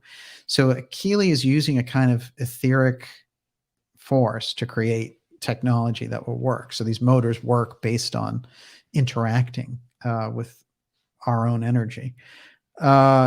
This is very interesting because he's running a parallel course with Tesla there. There's an avenue of technology which operates, they used to talk about ether and they used to talk about etheric energy. There's an aspect of technology that operates there, which defies the kind of traditional scientific mind. And this is the nature of that X technology. But yeah, I would think Wallace would definitely. I did some extensive research on Wallace being a part of an obscure theosophical group that was out there on the West Coast. And that's in the episode President X, which I highly recommend. Let me see if I can get you some of the Trump nuclear piece here. Okay. Here's John Trump. Okay. He's the professor at MIT, and he is the protege of Vannevar Bush. Now, unfortunately, this is a little TV aside. Are you ready? I'm going to spread this one out. So I talked with people at the History Channel back in 2017 and 2018 about doing this episode of Ancient Aliens with Douglas Caddy and his revelations about Kennedy and the UFO file. And so I worked with them extensively, and they were very interested in the Tesla aspect that I was bringing forward about John Trump and Tesla. So what happened at the end of the day is they basically went behind my back and filmed Caddy in Texas on his own about this. And after setting the whole thing up with me, and then they went and shot this stuff about Tesla and how, and John Trump had rescued his work, but Trump had been associated with Vannevar Bush. And they just took the whole thing wholesale. Now, I don't care so much because ideas and information is meant to be spread and out there. But I will say this when it comes to a lot of ideas that come in through the research we do here in the X series, which is we have to be careful of the bastardizations that happen when you are working on a particular track. And I've seen that type of stuff happen. And so, I just want to put it on the record that with a lot of the things that we've done with the X series, whether it was the Trump-Nixon connection or the whole connection with Tesla and Trump and some of the other things that we try to put across, it's more about getting to the thrust of it and not the sensationalization that's on top. And unfortunately, those types of, people have asked me before in relation to TV stuff, it kind of turns me off from some TV. There's still, I worked when we did the Kennedy special for HBO, like, those people I think were very upfront and they wanted to work and they wanted to hear about the connection of Kennedy with the UFO file. So sometimes, it's a hit or miss thing. Some projects are going to work out better than others. But I wanted to put that one on the record because once in a while I'll hear somebody refer to the bastardization that's in the Tesla Files show of, that the History Channel did, which I know that they just vacuumed out of my cranium during hours of conversation. And, so I'm just like, just watch Tesla Trump in the time capsule, which is the thing that I did. And that's the thing that they riffed on, for it. So that's my way of looking at it. But of course, there's a lot of information available out there. And for me, the way I look at it, TV is sort of like it's like the door to it. But the levels, the depth levels that we get to on this show and in the ideas room, like that's more, I think, what I'm shooting for. Okay, this is Trump. Are you ready? A few things on Trump. President Trump, that is. Okay, Donald Trump sparks wild conspiracies with vague statement about the existence of UFOs. This is interesting because Trump, on a number of occasions, one time when talking to his son, starts going off about Roswell and how he knows there's some very interesting things that happened there. And so there's a thread of the whole UFO thing and throughout his presidency. But the Space Force is the open move on it all. Some people believe Donald knows something. Others think he knows nothing. The global UFO believer community has been lit up by wild claims that President Donald Trump knows the truth about whether Earth has been visited by aliens. Now, listen to some of the things that he says about his uncle here, and then I'll get back to the alien part. This is Trump. Look, having nuclear. My uncle was a great professor and scientist and engineer, Dr. John Trump of MIT. Good genes, very good genes. Okay, very smart. Wharton School of Finance, very good, very smart. If you're a conservative Republican, if I were a liberal, if I ran as a liberal Democrat, they would say I'm one of the smartest people anywhere in the world. It's true. But when you're a conservative Republican, they try. Oh boy, do they do a number on you? That's why I always start off with, I went to Wharton. I was a good student. So if you look, and he goes, I have to give my life credentials all the time because we're a little disadvantaged. But you look at the nuclear deal, the thing that really bothers me, it would have been so easy, and it's not as important as these lives are.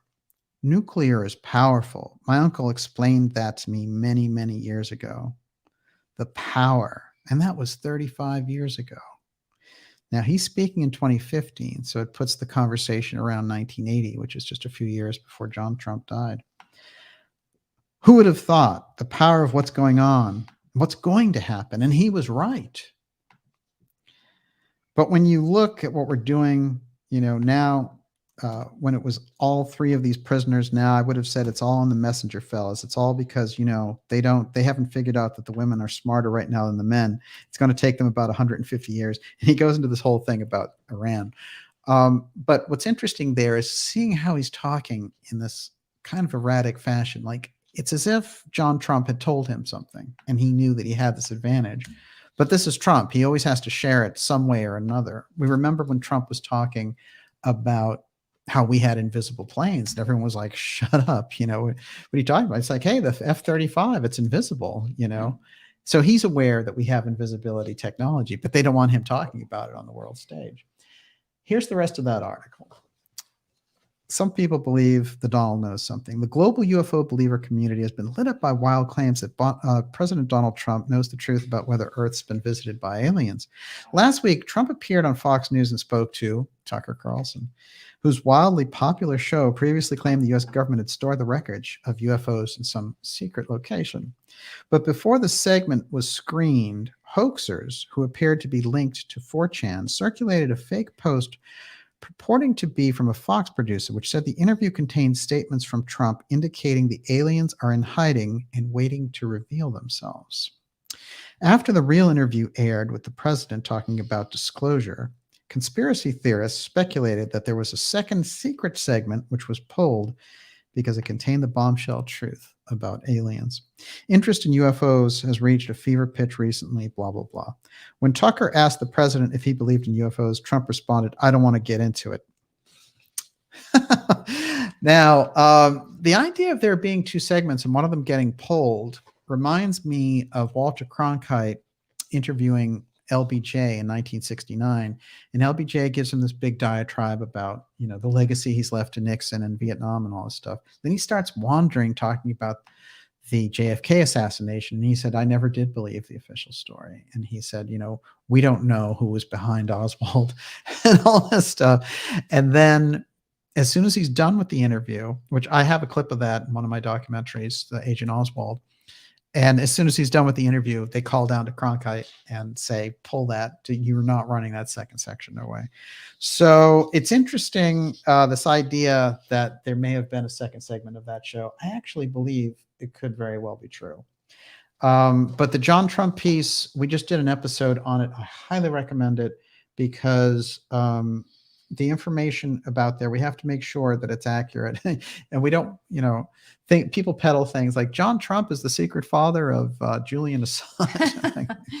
Let's keep it on a real basis. There's so much real information on that one. It's out of sight. Okay, yes. Robert Mearns, DJ, do you think Trump activated JFK's Executive Order 57 to get the CIA to step down on their UAP threat PSYOP? Caritas Tarot Are the military white hats doing anything against the UFO psyop? And Johan Wolf is asking, what if Space Force is actually an astral diplomacy effort? Oh yeah. Well, you have a lot of good things there. A lot of good things. I would say that the National Security Action Memorandum 57 was the piece that was activated. You have to understand the history around that. Fletcher Prouty gives us the history. By the way, Fletcher Prouty, who was the liaison officer between the CIA and the Joint Chiefs during Kennedy's administration, said in the foreword to his own book, The Secret Team, the new edition of it, in 1997, that the national security state needs an enemy. And it appeared to him that UFOs and aliens were being primed for that role. So this is somebody who was aware of it, who was from that security state. He's not a UFO guy. He hasn't, never really did anything on UFOs. But there he is in 97 saying, oh, they're getting ready for the UFO threat thing. Well, it's 25 years later. I think they've reached full maturity on it. That was his opinion. But it's interesting because what he talks about is that Kennedy was frustrated after the Bay of Pigs. He couldn't believe that they had the ability to pull these things behind the scenes and almost dragged him into a nuclear war in Cuba. So he went to bat with the first, one of the first CIA directors, General Beadle Smith. And he said, I want to know how we can put the CIA in a different role. And he got the advice that you can take the role that they're using to do all this stuff, and it has to do with paramilitary. All the covert ops give them the power to do all this stuff. If you take their power to do covert ops and you give it back to the Joint Chiefs, they won't be able to run away with your policy. So this is what he did, and he created NSAM 55, 56, and 57, which you can view online at the Kennedy Library or go there and see the actual documents. It's very clear what he does. So he gives that document, NSAM 57, it goes to the Joint Chiefs, and Prouty is there when it happens. And he says the Joint Chiefs look at each other and basically say, this is all-out war with the CIA. Like, just put this thing away. We don't want to deal with it right now. And so NSAM 57 lingered there in nowhere's land until the Trump administration, at the end of the election and during all that stuff, he came out with Ezra Cohen, and they behind the scenes had worked out how to activate National Security Action Memorandum 57. And it took away all of the abilities of the Central Intelligence Agency to engage. It took away all the funding for them to engage in paramilitary covert operations, which is how we get all the situations that we're in, including Ukraine and all the rest. And all the situation, assassination plans and things like that of Assange and other figures. I mean, Assange is really a key figure in all that. But anyway, the upshot on that, which I think is interesting, is it gave them till January 7th. And Trump knows he's on his way out. So he's activating this thing almost as a dig at them. It's bizarre. And I've pointed out people who were around the White House and the tweets and the things that were coming out of them saying Trump's going to let out the UFO file and the JFK assassination information. So there were all these weird perturbations going on. And I think that's where you got, former CIA directors like Brennan freaking out and saying, we need the 25th Amendment, get him out, even though, he's going to be out January 20th anyway. And I also think that the story from and I repeated this last week, but I'm going to go on the record with it again, which is the story from the National Archivist, David Ferrero, who's the same one that Doug Caddy, who was Robert Merritt's lawyer, sent about the Nixon time capsule information.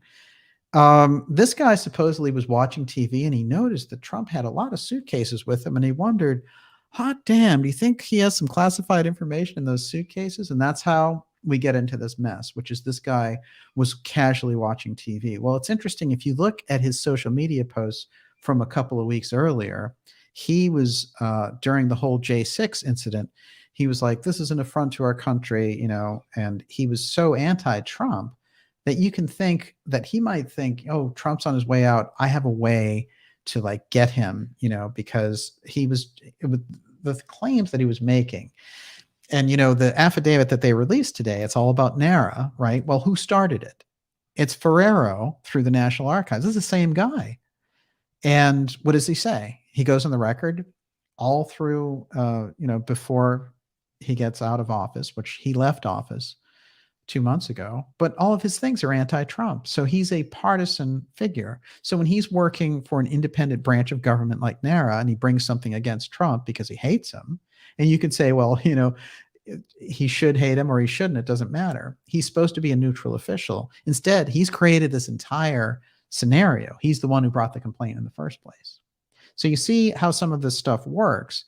And the story is the phony story, which reminds me of, all these dumb stories that we get from the deep state, like, in 9/11, that an FBI agent went by as the hijacker's passport fell down, beside him on some rubble. It's like, hey, look, it's the passport from the guy who hijacked the airplane. Now we know who did it. I mean, it's how stupid some of these stories are.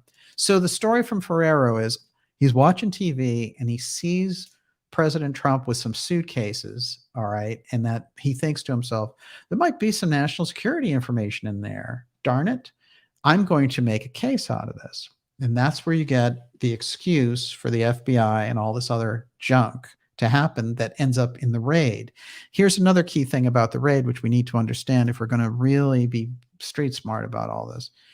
The raid commenced exactly a day within the window of the 90-day window of when you can go after a political opponent based on a case. So the judge would not have been able to sign that a day later. They had to do it within that window. They had reached the 90-day window before the November elections. So you can't run a case that has political impact. You have to wait. So they were like, well, we're going to do it just on the day, that whole thing, that whole setup around the FBI and the documents. Now, here's another thing. What if they determine that the thing that he has is the UFO file? And this is the nature of the problem. There's enough of a trail. There's enough indications that this is the thing that they're worried about. And I think this is the thing they're worried about with Trump, period, because of his uncle. So the significance of that chain up the line of those events going all the way back to Tesla's death now rings a totally different way. Everyone, you're watching the Dark Journalist show. We're deep tonight. And this is UFO File WarGames, the nuclear part, right? They're tying in the nuclear part. We're taking your questions now. And I want to remind you in the middle of all this, if you're new and if you haven't already, go to darkjournalist.com, sign up for a free newsletter. It keeps us in touch with each other. And it's the best way for us to get around all the censorship that we're seeing. And I also want to mention that, a lot of the censorship that we've been seeing is the political side is getting particularly heavy because there's an election coming up. So now these people seem to move the censorship. So, COVID op was part of the censorship first. Now they like talking about it because they think, oh, we'll pin the COVID thing on Trump. So you can say anything you want. But you can see the control here, just like the FBI putting muscle on the Facebook and saying, it would be a terrible thing if you happen to spread some misinformation on us,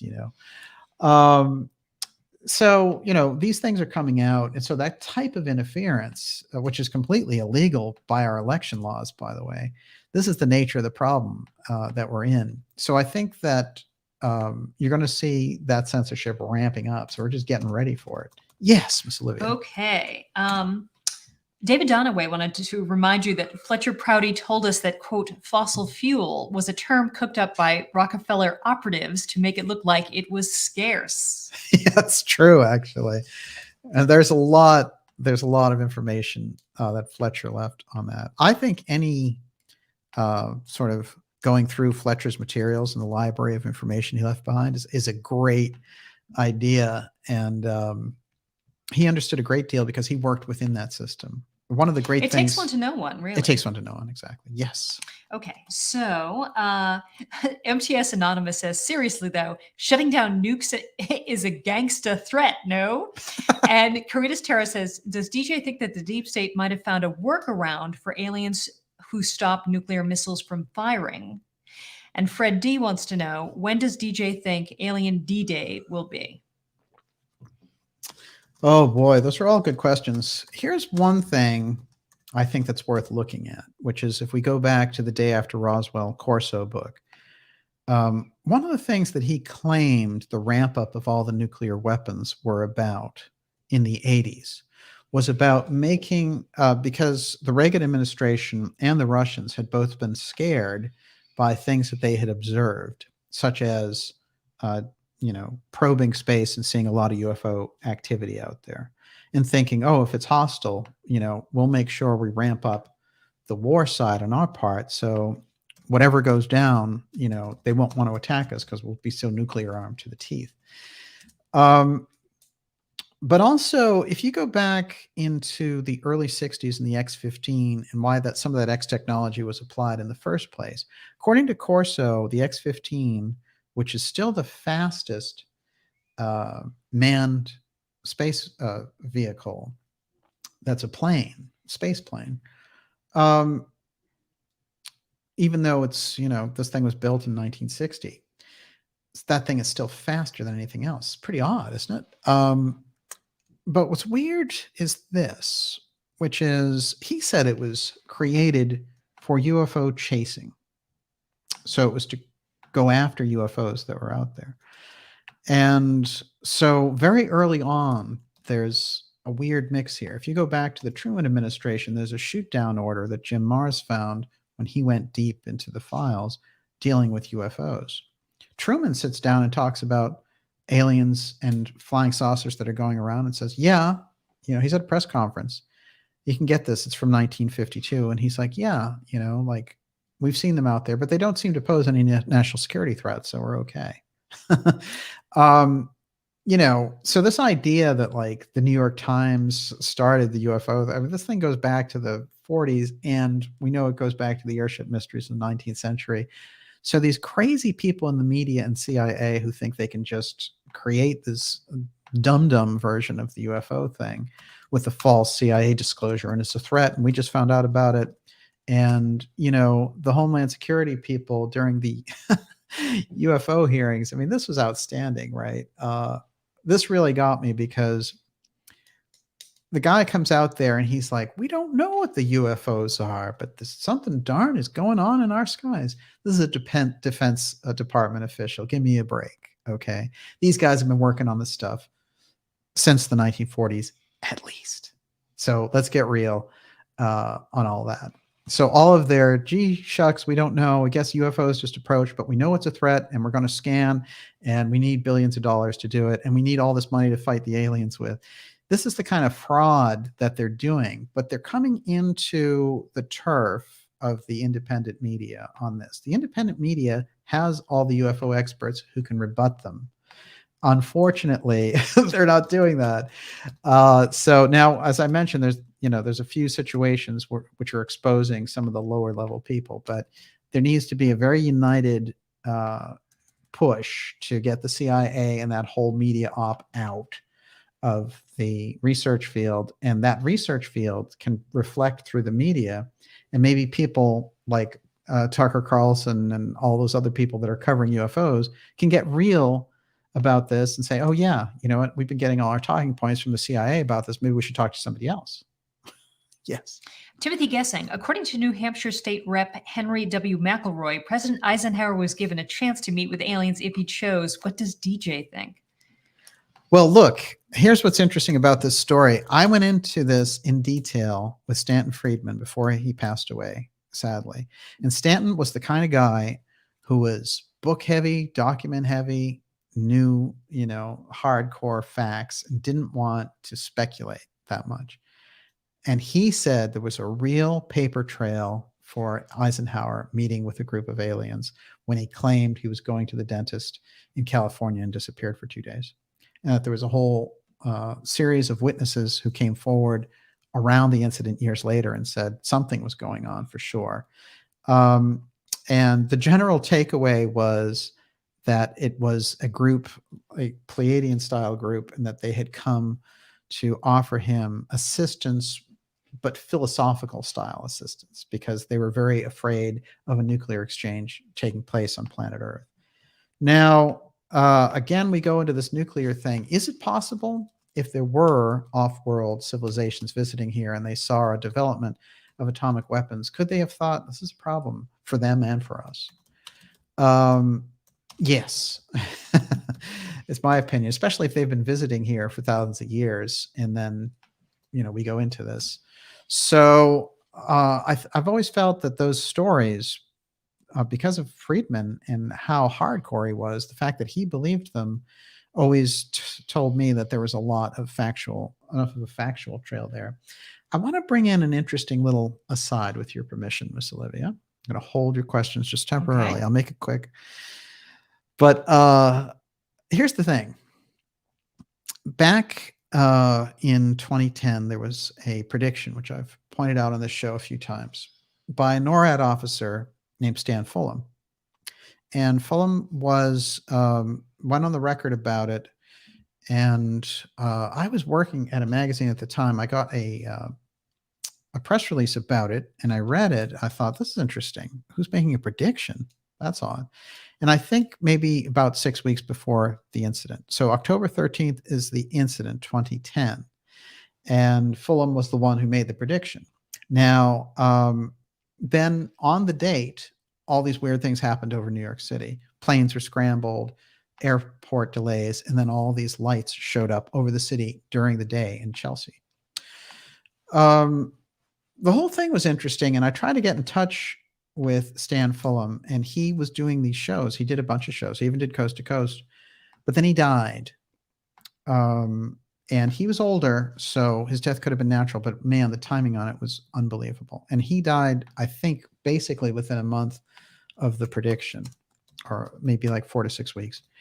And I thought, well, that's tough. This is really, you know, this is a really explosive thing. And I wondered a lot about it. I didn't want to leave it on the cutting room floor. And I went and looked into it further, and I found out that the prediction had actually come from a psychic group or channeler named Rick Thurston, who had channeled this group called the Transcenders. So I spent something like 12 hours with the Transcenders, recording all of their observations about these different things. So there's a whole story there about the nuclear side and this group of aliens that were beneficial and trying to watch out for our interests. Now, there are all sorts of things associated, but the book is called Challenges of Change, and it's Stan Fulham. This is an actual segment about the nuclear side, and this might open up our own minds about what's happening there with the nuclear side. Okay, it's in a chapter called Nuclear Hope.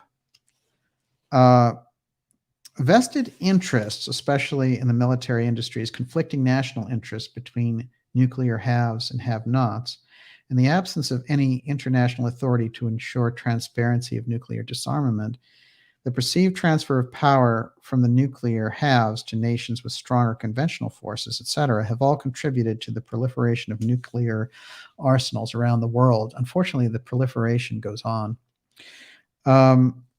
So he basically decides that he's going to, Stan Fulham, this NORAD officer, is going to approach this Casey-type channeler with these questions about this. So here's his questions, and here are the Transcenders' answers for what they're worth, since they touch directly on the subject we're discussing tonight. Everyone, you're watching The Dark Journalist. Special report here, UFO file, WarGames, and nukes. Ready? Here's the question. Fulham.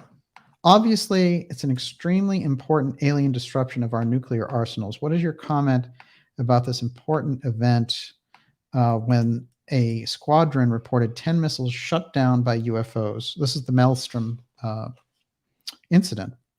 So I'll actually back up a little bit. There are more military and government officials retired who are speaking out about their experiences and the ubiquitous conspiracy of silence on the UFO alien phenomena. Recently, Air Force officers retired spoke publicly in which they reported that on May 16th, 1967, UFOs hovered over the 490th Strategic Missile Squadron near Malmstrom, Montana. and shut down 8 Minuteman missiles. Robert Hastings' book, UFOs and Nukes, and several other ex-military officers have documented this strange phenomena with alien interaction with our nuclear missiles. My own personal contacts with a senior NORAD intelligence officer about 30 years ago confirmed what Robert Hastings has reported. NORAD had done a thorough investigation of the alien nuclear missile incidents because they perceived them to be a serious threat to continental defense, which was NORAD's mandate. And finally, the Transcenders confirmed the reality of NORAD in the Hastings reports. Another squadron reported 10 missiles shut down by the UFOs. There were other reports that alien spacecraft neutralized Minuteman missiles in flight. 2 more nuclear rockets were also destroyed in flight. In other cases, satellites have simply disappeared. That's right, disappeared. So he goes and he asks the alien disruption of our nuclear arsenals. What is your comment about this important event? Here's the Transcenders' answer for what it's worth. It is the Pleiadians involved here, and basically their message is a serious warning to mankind of the tremendous damage that could result from this nuclear activity. You don't go and set off nuclear warheads in space without having a ripple effect. Basically, they're saying, don't do it. Without actually stopping them from sending the missiles up there. You just stop them from potential consequences. Also, it will remind mankind that you are not alone in reality and think twice about potentially what they may do with those missiles. You may think that you have all those safeguards and you think that you can control this and that. However, there are always ways of getting into the system. So from the events, the military performed a whole series of security measures that made the whole concept of the metals and guidance systems and the initiating processes much more secure. It actually inserted a paranoia into the military, so they took stronger steps to maintain a stronger sense of security and control over the missiles, and thereby alleviating the probability of a nuclear incident. Now, Fulham asked the question, did the Pleiadians also interact with the Russian nuclear missiles, and was it their interactions, and were their interactions effective?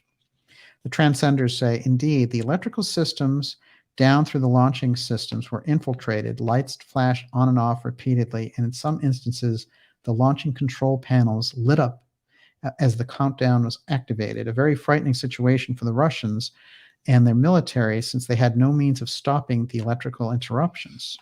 The launching room staff watched in horror as the launching lights flashed down numbers steadily, 30 almost to zeros. At that critical moment, the lights stopped flashing and the systems returned to standby. Think of it like hacking into a computer. It shows a reading, a false setting, but the release mechanisms were not part of the process. And then they go on to say that the Pleiadians were in control of the situations, but again, the Russians went back to the drawing board and revamped their safety measures. Basically, the aliens were saying, if we can do it, anyone can do it. So the Russians had to set up measures to avoid the potential of sabotage of their missile systems. Here's the thing. So the Transcenders are saying, look, they're sending messages to you guys not to use nuclear weapons in a nuclear exchange. But also they're saying to you, your systems for safeguarding these things are not adequate. So when they come in and shut them down, they're actually giving you the hint of what is faulty in your own system. This is pretty interesting considering the whole thing about the prediction coming true over New York City. That, and I've mentioned a number of things about that case and the incredible reluctance on the part of the UFO community to study it for some reason. It's almost like they're walking around in a daze not dealing with this case. Stan Fulham was the NORAD officer who made the prediction initially, and we found out it was, in fact, Rick Thurston. Thurston's information and his ability as a psychic, I can definitely tell you, it was eerie dealing with him. There's no question about him. He was very living in a couple of different realms there. Fascinating. Interestingly enough, Thurston, who I had a great deal of respect for, died. He died only a few months after that. So he died about 8 months after Stan died. It was a very strange combination of getting these people who were involved with this thing. But the thing about Thurston that was so interesting is he was pretty young. He was about 54, 55. So, in Stan's case, you sort of understood it. He was in his 80s, and this was a very fast cancer that happened with him. But the both of them dying under, very quick circumstances was quite a jolt. It made me really pay attention to what was going on in that case. So what they're putting forward in Challenges of Change is that the aliens are watching very closely, and as opposed to those being hostile actions, they're actually, they were interacting with us to secure the systems. In fact, everyone, you're watching the Dark Journalist show, deep stuff here on the nuclear secrets side and the UFO file WarGames. We're taking your questions. We're going to take some more. This is a shot, actually, of a TV crew, and they were set up for something else, and they see some of these craft overhead, and boom, everybody starts looking up on October 13th, 2010.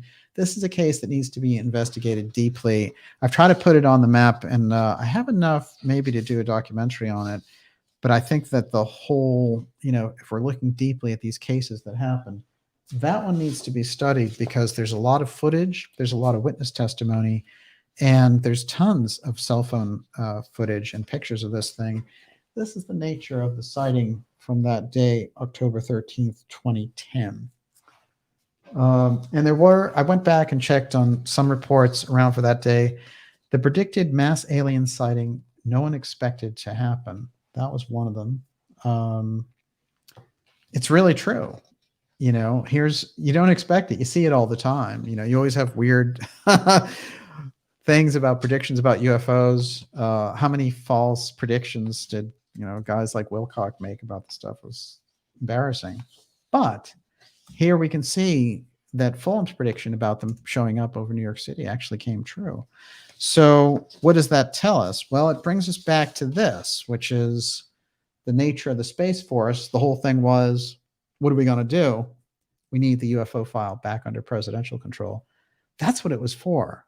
Now what we have is this character Saltzman leading up Space Force, and he's directly associated, as I mentioned, with Maelstrom Air Force Base. So these threads now, we're starting to learn different things about connecting these dots, because it puts us in different territory. Yes, Miss Olivia. Okay, so post-Atlantis, what do UFOs lose if humans start using nuclear weapons against each other again?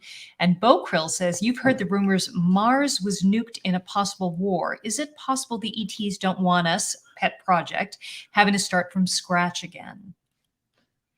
Oh, yeah. I'm sure if there are off-world civilizations visiting here, they don't want to see us destroy ourselves. I think that's pretty... or if they're actively incarnating as humans also. Yeah. Well, this is looking at things on a series of different levels. I mean, that's a pretty deep level. Mm-hmm. I like that way of looking at it.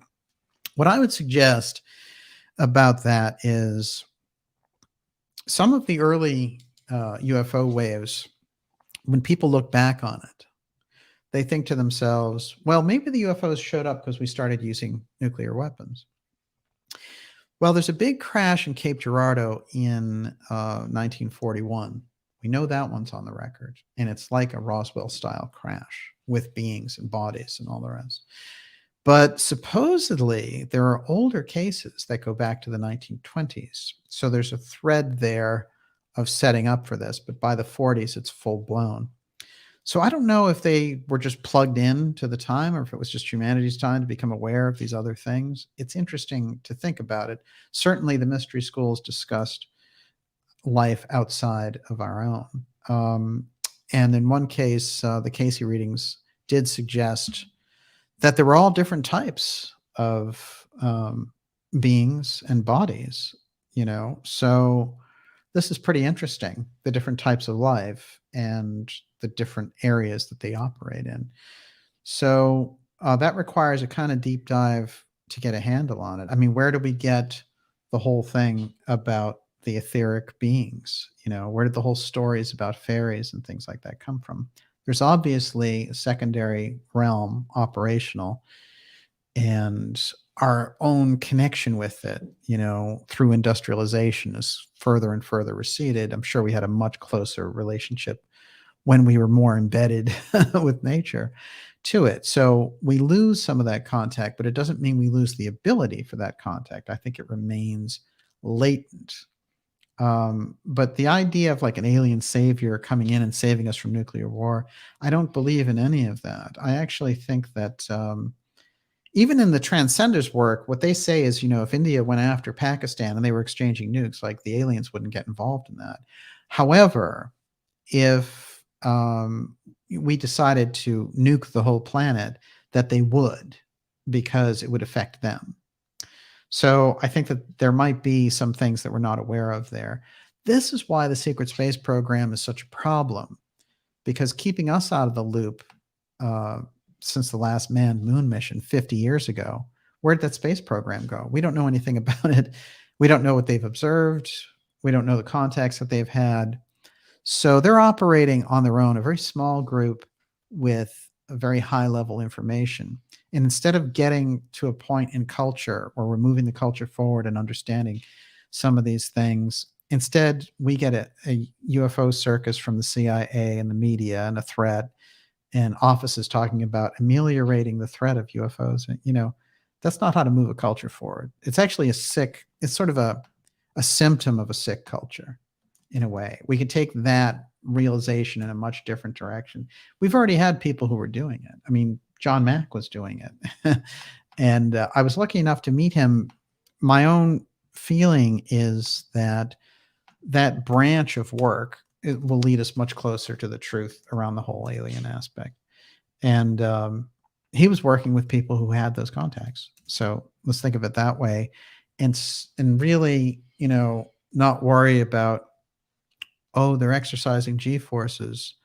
That means, we need a tactical command against, this is not, it's not a military solution question, And also, I do feel that, we've dealt in our entire history with something along this line, these off-world civilizations, but also our own advanced technology in ancient civilizations. So,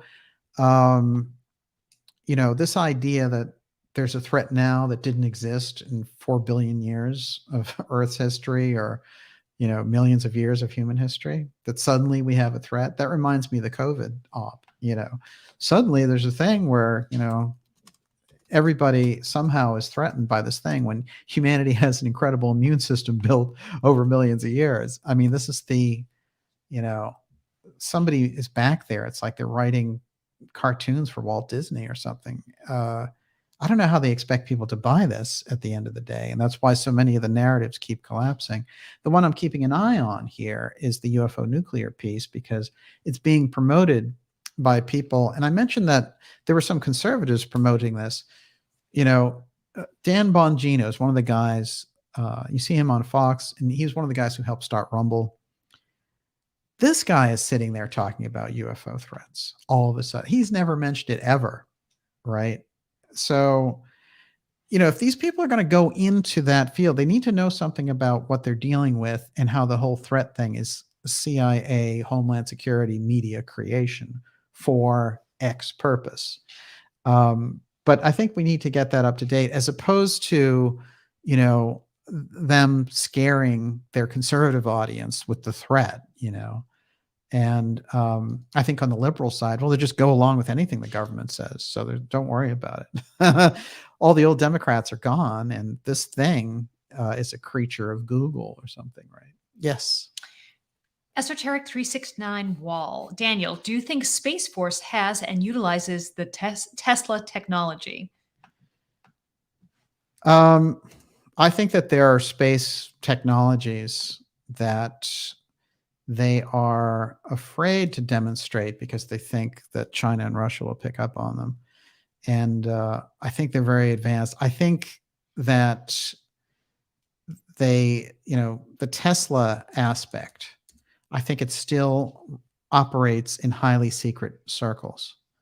So I guess it's kind of a yes/no answer, which is this very small group that's aware of that. And if we go back to Robert Sarbarker, the physicist, who said, oh yeah, there was a UFO redevelopment program. in the 80s, he said this about the 1940s, and he said Vannevar Bush was in charge of it. All we have to think to ourselves is, if you had a redevelopment program on the UFO file going on since the 1940s, how much have you learned in that period of time? 75 some odd years, maybe 80. A lot. You've learned a lot. So they're so far beyond what we understand about it. But I think that they still have fears about things that are involved with the technology around the alien stuff. I call this apotheum, and people familiar with what we do on the X series know that apotheum is very important. And, you know, I basically invented the word. I mean, there are aspects around in history that are close to it. It's APOTHEUM.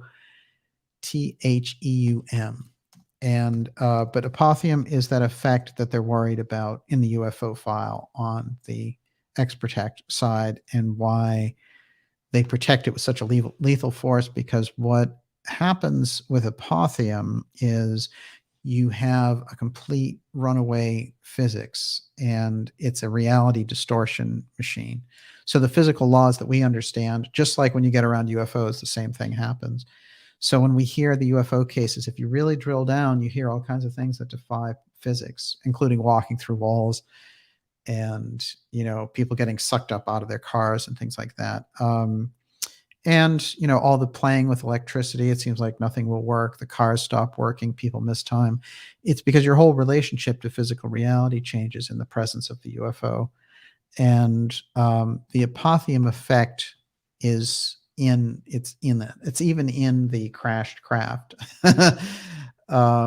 So, but that's something, again, which in our own history we've experienced through the Atlantean technology and the misuse of the Atlantean technology. The same type of apotheum, physical distortion reality, is remembered in those mystery schools. So this is a very interesting area of exploration, and it gets into, you know, things that look like ancient examples of advanced technology, like the Ark of the Covenant and things like that. Something very highly technological built the pyramids. Come on, you know, it's not guys, you know, with a wheel and pulleys and slaves. No, you know, so it's not aliens either. It's this advanced technology that we had in what we refer to as the Atlantean period. So this is like a memory. And so when we're getting at this, it's like latent in our own subconscious. And I think groups, you know, I mean, Casey did a great job of raising it so that we kind of, oh, you know, it's part of the memory of this period. And that's quite an innovation if you really think about it, because who's done a better job explaining the Atlantean reality than Edgar Casey? I don't think so. Yes. James Clements, what does DJ think about Neil Armstrong's comment about, quote, if we can get past the veil of secrecy, many truths will be revealed? What truths does DJ think he was referring to? Does DJ think perhaps Neil saw signs of ancient archaeology from some civilized species on the moon? Absolutely. Yeah. Oh, yeah. And or UAP? You know, one thing I used to love about Richard Hoagland's work was he was really set on the Mars ruins and the moon ruins, and that's a really good avenue. It's hard, I think, to keep it up, especially since one thing that we know that NASA did with a series of their own pictures is they had someone there airbrushing things out. And one of the guys who was airbrushing things out, this other guy came in and said, oh yeah, look at this. And it showed basically these ancient towers and constructs on the dark side of the moon. And this guy showed up on one of Greer's interviews. And Greer, one thing that he did that was very useful was he took a lot of these people and he got them on the record. And some of them died, you know, after the fact and all the rest, but he has them there on the record. This guy was extraordinary because he had the, you know, the demonstrated history with NASA. And what he said was when that guy showed him the ruins on the moon, he became aware that he didn't have the security clearance for what he was looking at. And he got petrified. And, but he remembered what they were. So this is how it works. I've pointed this out before about our collective subconscious, which is something I think we need to keep in mind. People feel oppressed because we know there's an elite group somewhere in X-Protect who has access to all this and has denied it to the public and worked through various means to discredit people and destroy a field. So you can't get any good researchers really on the UFO end of things. But at the same time, there's something there in the subconscious, which is that 100th monkey effect, which is if someone's seen, for example, aliens in storage or a crashed saucer in storage, that on some level we've all seen it.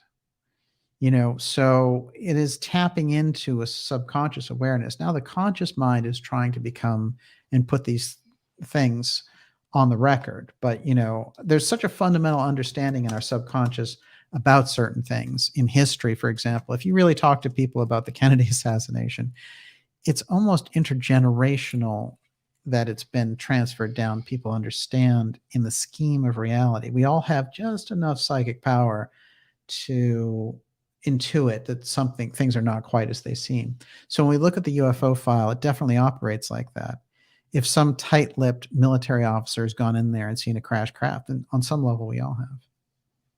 Yes. Stefan Vanderlaan, why don't they intervene while we have 1,000 years of war? Would you say this is sort of the Star Trek idea? Non-interference? I think an advanced group of travelers who are studying us scientifically and otherwise wouldn't interfere. And I think that there's evidence that during Egypt, the Egyptian Sumerian period, was a heavy-duty interaction between something off-world and what we have here. But I think the idea that, we were all just set up in a DNA lab by aliens is a construct of this little mind operating here, trying to create different ops. And I think Gigi Young did a really good video about this, which is the human origin story and how important it is. What they're trying to do is recreate the human origin story with them as gods from Mars. And the them is, the kind of elite leadership circles of the world. But I do see evidence for this, and I think that she's really on the money with it, which is, yes, there is this thing about the Anunnaki. There is this piece about the Nephilim. And so when we get into that, we have to understand that they are giving us a history. But if we just churn it out as kind of a takeout thing and just are like, Anunnaki were here and they redeveloped human beings' DNA and all the rest of it, we have to go a lot deeper than that, which is this is a spiritual process that we're talking about also.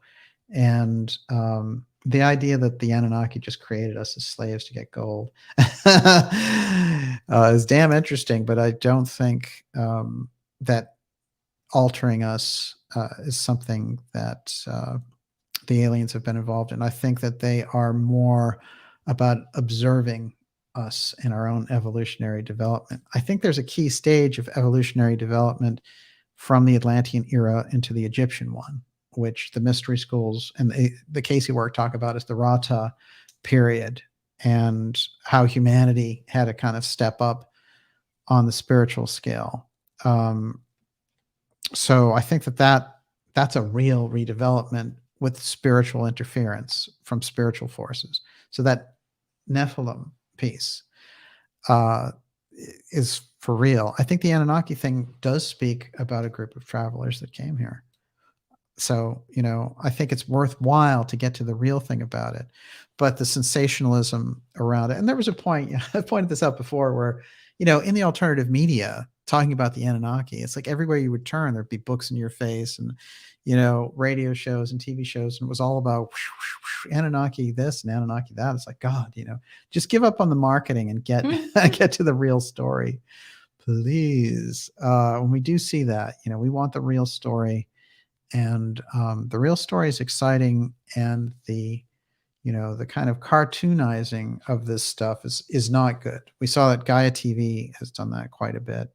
And I mean, there's all sorts of things that people take in for entertainment, and that's good. I'm just talking about getting to the real thing. Everyone, you're watching the Dark Journalist Show. Excellent questions and the ideas from tonight. We're going to take a couple more. And I have one last thing I want to show you also, which I found interesting. Again, nuclear, but Nick Pope involved in this one. Will aliens save us from nuclear war? It's the question no one has asked, but one man has answered. Okay, and we've got a picture of Pope there with Putin in the background. UFO expert Nick Pope, who previously worked for the Ministry of Defense, gives his views on whether extraterrestrials would intervene if atomic warfare broke out. His comments come as government officials were rumored to be dusting off some Cold War plans from the past, that is, nuclear plans, because of the Ukraine situation, which we've been foolishly dragged into by the neocons in America and the UK and other places. By the way, we just gave our good friend Zelensky another $5 billion. So he gets 50 billion. He had another package for 20 billion. You know, nobody asked me if I wanted to send Ukraine my money. Excellent point. Well, here's something else you spent your money on, Olivia. Check it out. So our good friend now, Biden, just forgave $10,000 in student aid. That's all well and good. But guess what? The plan involves taking it directly from taxpayers like you and I. And it could equal up to $1 trillion. So that's literally just buying votes. That has nothing to do with improving people's situations, because you're just taxing them to pay off these things that you overcharged in the first place. But before that, we know the week before that, they did the whole Inflation Reduction Bill, which turned into the Climate Save Bill, right? And that thing was $500 billion. All right. No, $500 billion is the student loan setup. That thing was closer to $700 billion. So that's $1.2 trillion this guy has spent in a few weeks. And these Democrats, you know, like Joe Manchin and all these other guys saying, I'm conservative, I won't go along with these radical. Well, you just spent over $1 trillion in a couple of weeks. Congratulations. Whose money is that? You know, let's think about it. What's the nature of the economy now? Well, inflation is dramatically through the roof. The economy, the charts on the economy are terrible. You know, the actual economy itself on the GDP level is pathetic. So obviously Biden's economy is absurd. It's, you know, it's one of the worst ever. And these guys are just spending money like there's no tomorrow because they still have control of the Congress. Well, I guess we can at least get rid of them in the fall elections. But man, it seems like in between now and then, they're just going to spend every dime we have. And on that note, Dean Tant wants to know, DJ, do you think they will try to pull this UFO thing before the midterms so they never lose power? This feels like we can't stop them. Are we doomed? No, we're not doomed. No, actually, I think the more awareness we have about these things. Let me explain this. Like, there are a number of scenarios that they're working on that, and I say they, and it's a global power elite, but they are working in concert, and we can go through the different groups. And it's, you know, when we get to the World Economic Forum, it's just kind of a shorthand. But when they get together at Davos, that whole thing, you know, having Amazon there and having Zuckerberg there, it does, you know, it is the lock for what they're trying to build. And the thing that they're trying to build is not about, you know, freedom or progressing the culture. It's about a small group consolidating power. And so I think the dangerous things that they're trying to build involve the transhumanism and the forcing it upon the culture and cooking up emergencies for them to get the powers in order to do this. I think the vast intelligence of humanity and the vast power of humanity can prevent all this stuff from happening. But we need the information to flow, and we need for it to set with people. Oh, really? You know, I've been lied to about this. Okay. It's not to lose faith in every aspect of government or law or culture. Not at all. The idea is to build the right culture. And so it's not just about being cynical. It's seeing through this culture to a better one.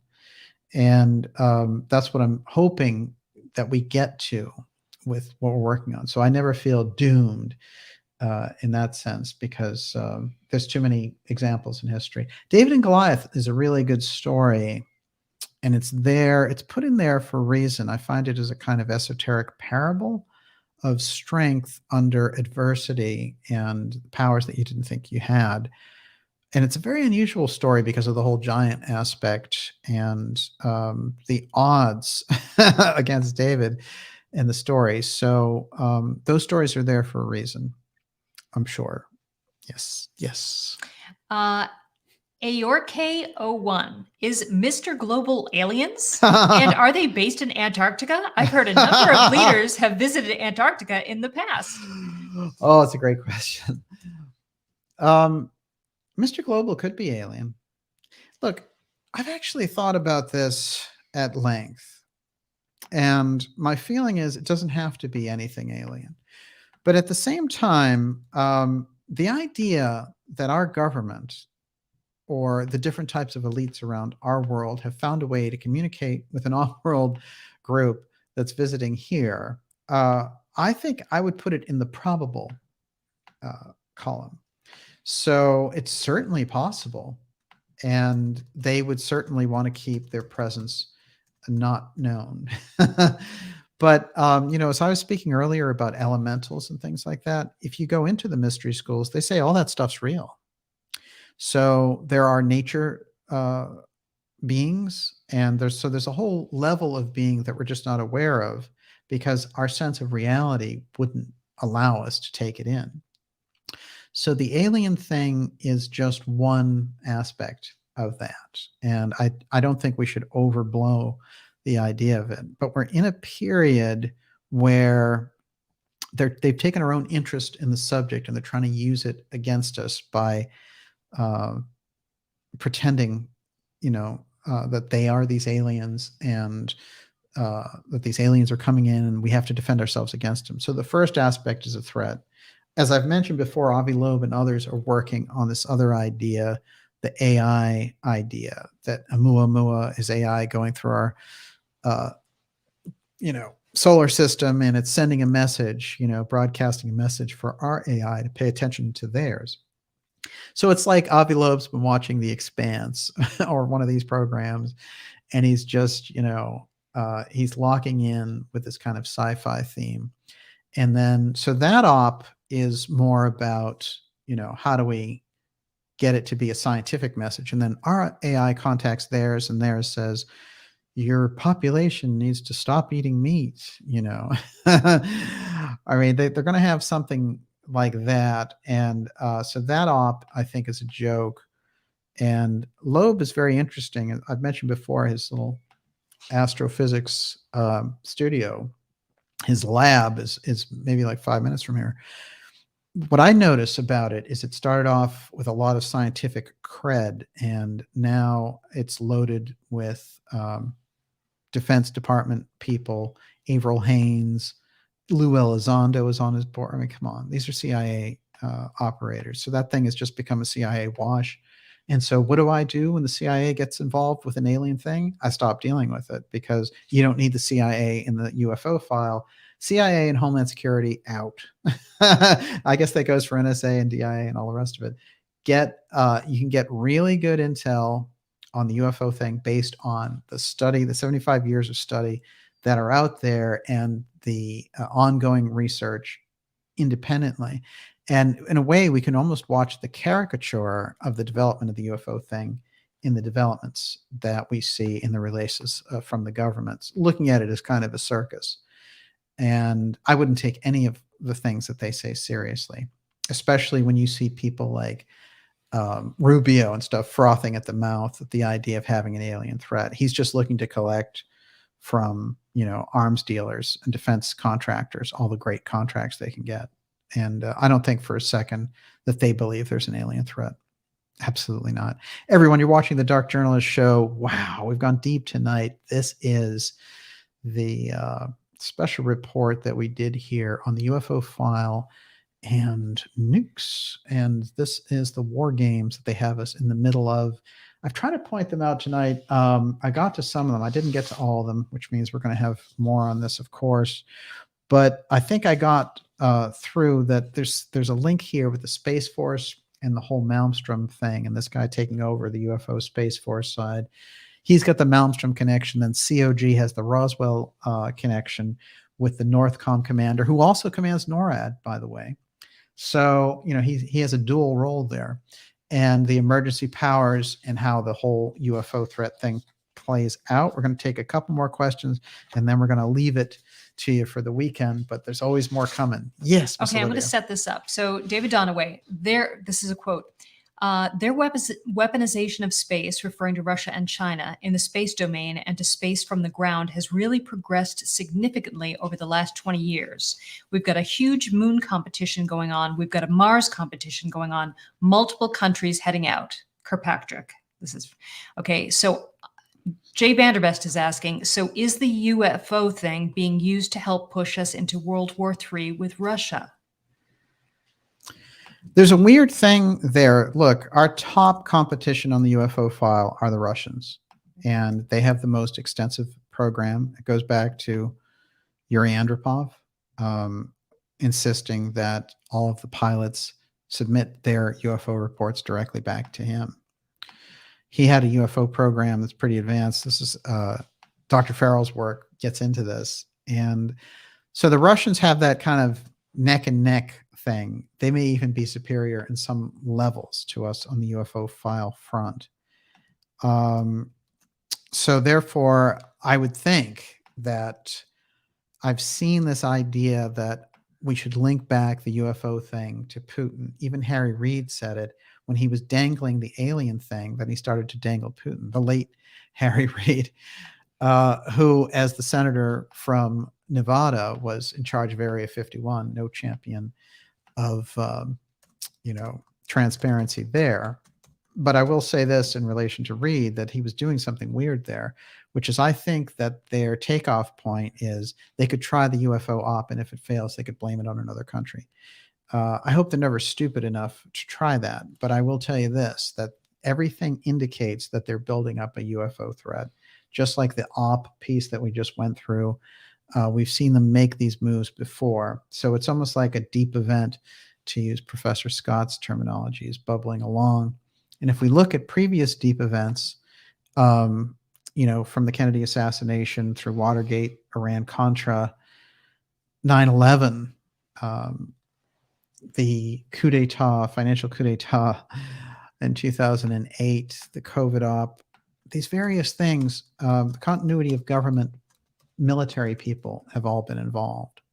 So I'm watching very closely for the COG involvement with the UFO file, and I'm finding through the Northcom commander speaking about UFOs, although not going off about a UFO threat, but just addressing it.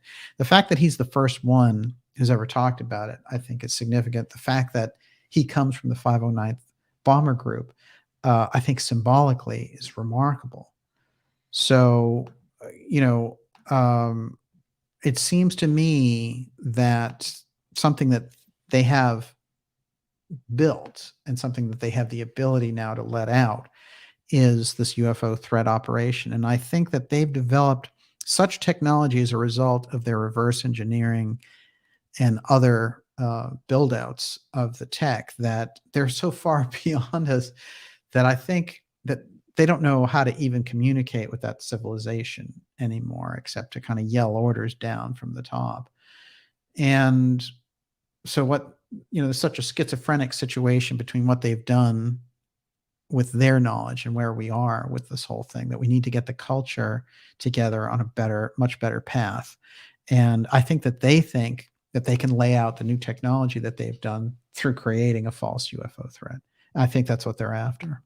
And I don't think it's a good thing. And I don't look forward to them progressing on this. But every day I see it. Every day it's a little bit closer. The government just wants you to talk nonstop about UFOs. And here's the interesting thing. The UFO field researchers were the only people who really could give you the information to say, wait a minute, don't trust the government on this. And aside from a very small percentage, they all buckled and fell in with the op. So it's kind of bad in that sense. So we need, this whole conversation that we have in the ideas room, that conversation spreading, that's starting to happen. And I think this is the kind of conversation that we need to move the culture forward. Yes, Miss Olivia. Okay, Najat Madri, what does DJ think of Canada becoming the leading producer of hydrogen and forming an alliance with Germany? Isn't hydrogen required to produce nuclear? I think there's a lot of moves like that, and there's a few things. There's a lot of things going wrong with the leadership of Canada, and I think that that has everything to do with Justin Castro Trudeau and his deputy prime minister there, Chrystia Freeland, who developed some very fascist tendencies during the trucker convoy and COVID and just made themselves gods, basically, with very low, like, maybe like 25% approval. I mean, very low, not enough to govern. And some of their comments, I think that some of the comments Trudeau made talking about how we shouldn't tolerate these people who were protesting and anyone who disagreed with the medical policy of the Canadian government was pretty weird. He was saying we don't have space for them. This was very Nazi talk. So he wanted, a lot of these leaders, and we've seen it with Jacinda in New Zealand, they wanted to be the ones to be like, yeah, we're the ones who are like the New World Order. Take us on at your own peril. So I think some of the moves there with Canada are very interesting. I can't speak to that particular deal, but I think that we're looking at with Canada a country that's fallen under a much more martial rule, much as Australia has. And I think that those are situations. I mean, at one point, I pointed out that Australia was actually in international crisis. The way that they were treating the citizens was unbelievable.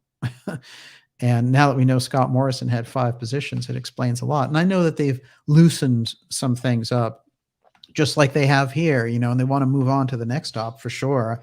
I see that. I don't see them wanting to hang out. It seems like they're just like Fauci retiring is, like RFK Jr. said, the rats jumping off the sinking ship. But this becomes a real... You better have a bodyguard.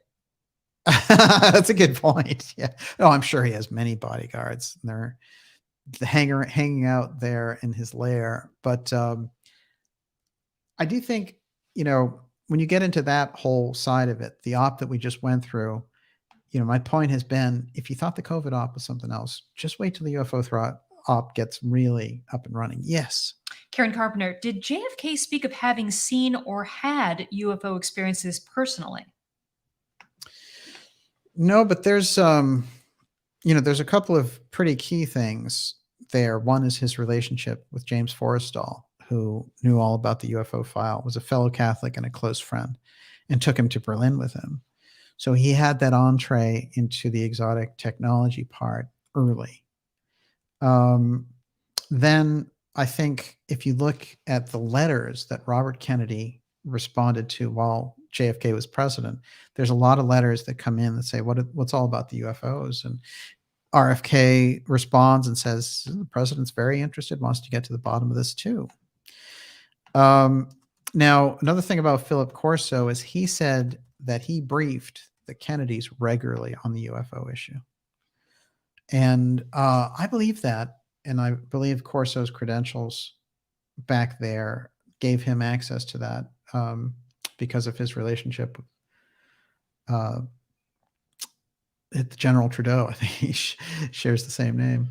But, there's a lot of things I think Corso put on the record and gave us a hint of. But the fact that he said the Kennedy brothers were so locked in on the UFO file makes sense to me, because the UFO file is what's missing in the Kennedy story.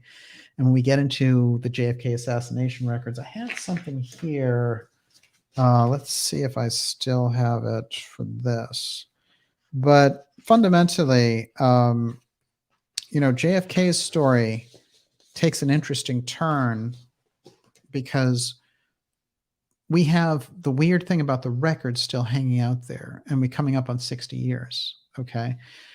There's no logical reason to block those records anymore. We've gone through the story about Napolitano and Trump saying to Judge Napolitano, I can't release them. And you couldn't either, if you saw what was in there. Basically, it's ultimate. And the impression that I've got from going over all this, because for many years people have said, well, there couldn't be anything in the records, because the CIA could just take it out or whatever. There's a very special meeting that takes place with RFK and CIA Director McCone after the assassination. It takes place immediately in a farm in Virginia. And I believe that Robert Kennedy placed in the record somehow something relating to the reasons behind the assassination. And I think this is the piece that they don't want to let out. I also think that some of the things and some of the pieces swirling immediately after the assassination had to do with the advanced technology around the UFO file. Because remember, there's two things that are on the record. One of them is that Douglas Caddy was told by E. Howard Hunt, the CIA, the ultimate kind of CIA guy, who's in a really interesting book about Nixon and Helms that Jefferson Morley wrote recently. But one of the things he put on the record was very clear, which is JFK was assassinated over the UFO file. So when you put that together, them viewing him as a national security threat, the way that they did things makes sense, right? Because they're saying, well, we can rationalize it to ourselves because we have to get rid of him. He's the national security threat. He wants to share the UFO file with the Russians. Then I think all those agencies fall in line a lot better in committing the crime. So I think that RFK was a really deep thinker and operator, and therefore those records that the CIA would have to release would have to include this piece. And there's a mechanism that couldn't be destroyed, which is why they can't let the records out. And there's kind of a booby trap in there. And that's the thing I think that Trump saw. And Napolitano has given a few interviews on this now, and he's really like, he's gone off about it. Like, what could it be? Because he and Trump were friends, and he knew that Trump was going to release the records. So he's shocked that he didn't. So I think that this changes the equation in relation to the records. I think the records would pretty much ameliorate the foundation that the deep state has, that kind of stranglehold that they have on the UFO issue and the geopolitical mess that we find ourselves in as a result of this. Because one small corridor of the culture has gone forward with all that information, and everybody else has been left behind. And what we get are wars and inflation and lockdowns and all this nonsense. So there's, it's too much of an imbalance. And, we can see in certain circles on that higher level, they've decided humanity's not worth dealing with. We're going to get them to participate in their own depopulation. You can see that there's an aspect of that's not the whole group of elite leadership, but there's an aspect in there that's thinking that. And, they've gone to such a level that they kind of can't, they don't know how to put the genie back in the bottle here. And I think that we're going to see those groups start to go at each other, and we're going to start to figure out, who's behind what. And that's why I think the X-Share, X-Protect knowledge when it comes to the UFO file is crucial. So if we can keep that in mind going forward, who's moving the culture forward with the UFO file? Well, the people who say it's a threat and we need money to get you to participate in this threat and to protect you from aliens and all that, that is it's a sickness. It's a sick group that operates inside the national security state. So, we're coming from somewhere totally different. The people on the X-Share side through history, who have they been? I've tried to point them out. I think Thomas Townsend Brown, President Kennedy, there's been a whole host of these people trying to move the subject into the public in order for us to take those next steps. And I think at times people have participated who you might assume were like X-Protect type people, even like Nixon, who moved the issue down the line by creating UFO documentaries and trying to preserve this message for the American people about disclosure. It's weird. It's weird when you get into it, because I think that they realize somebody else is controlling the game at the end of the story. Even the president of the United States realizes this. And I think this is on Trump's mind as well. Yes, Miss Olivia, let's take the last question.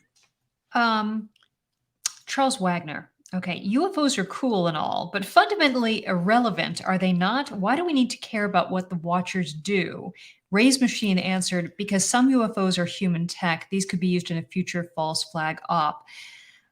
I would also say if they have partnered, if they are here with advanced tech and they have partnered with a certain minority, a powerful minority of humans, giving them advantage over the rest of us, that's very much a concern.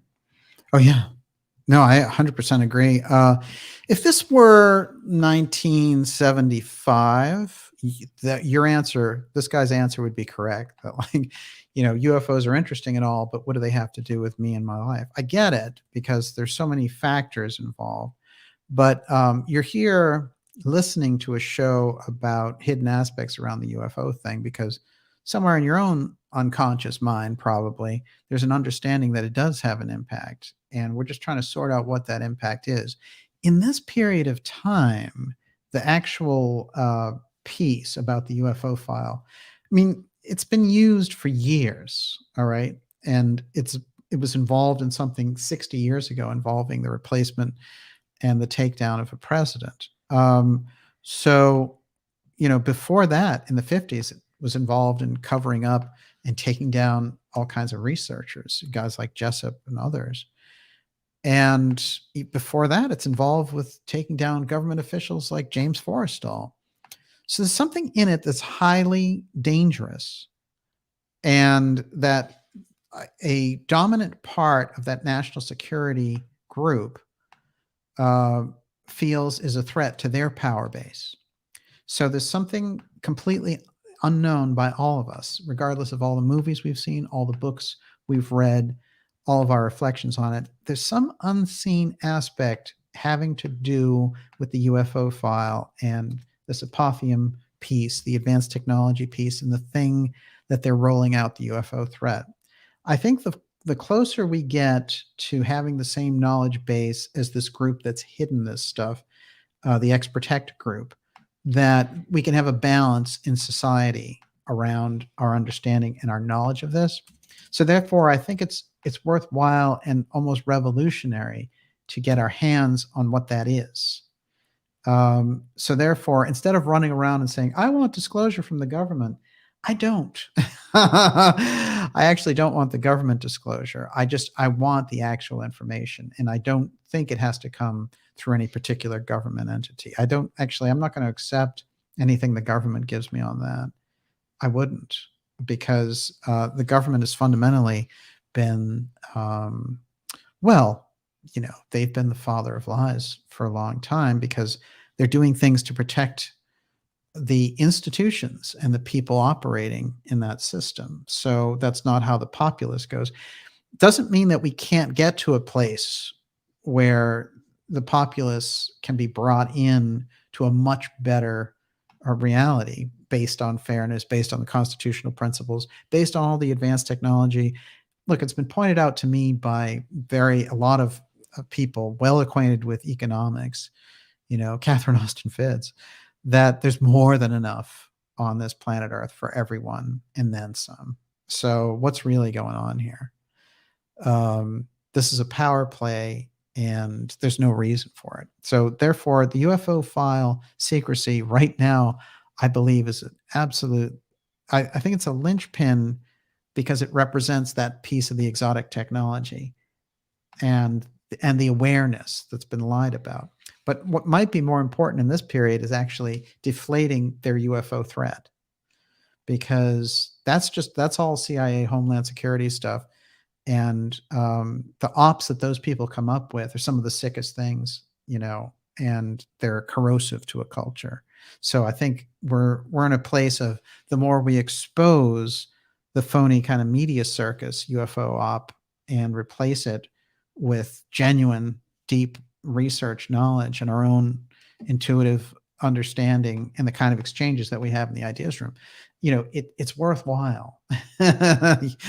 Yes. Josh Randall added, I've often wondered if JFK's quote, "there is a plot to enslave every man, woman, and child" speech is in some way related to the UFO question. Yeah, well, this is a tricky one because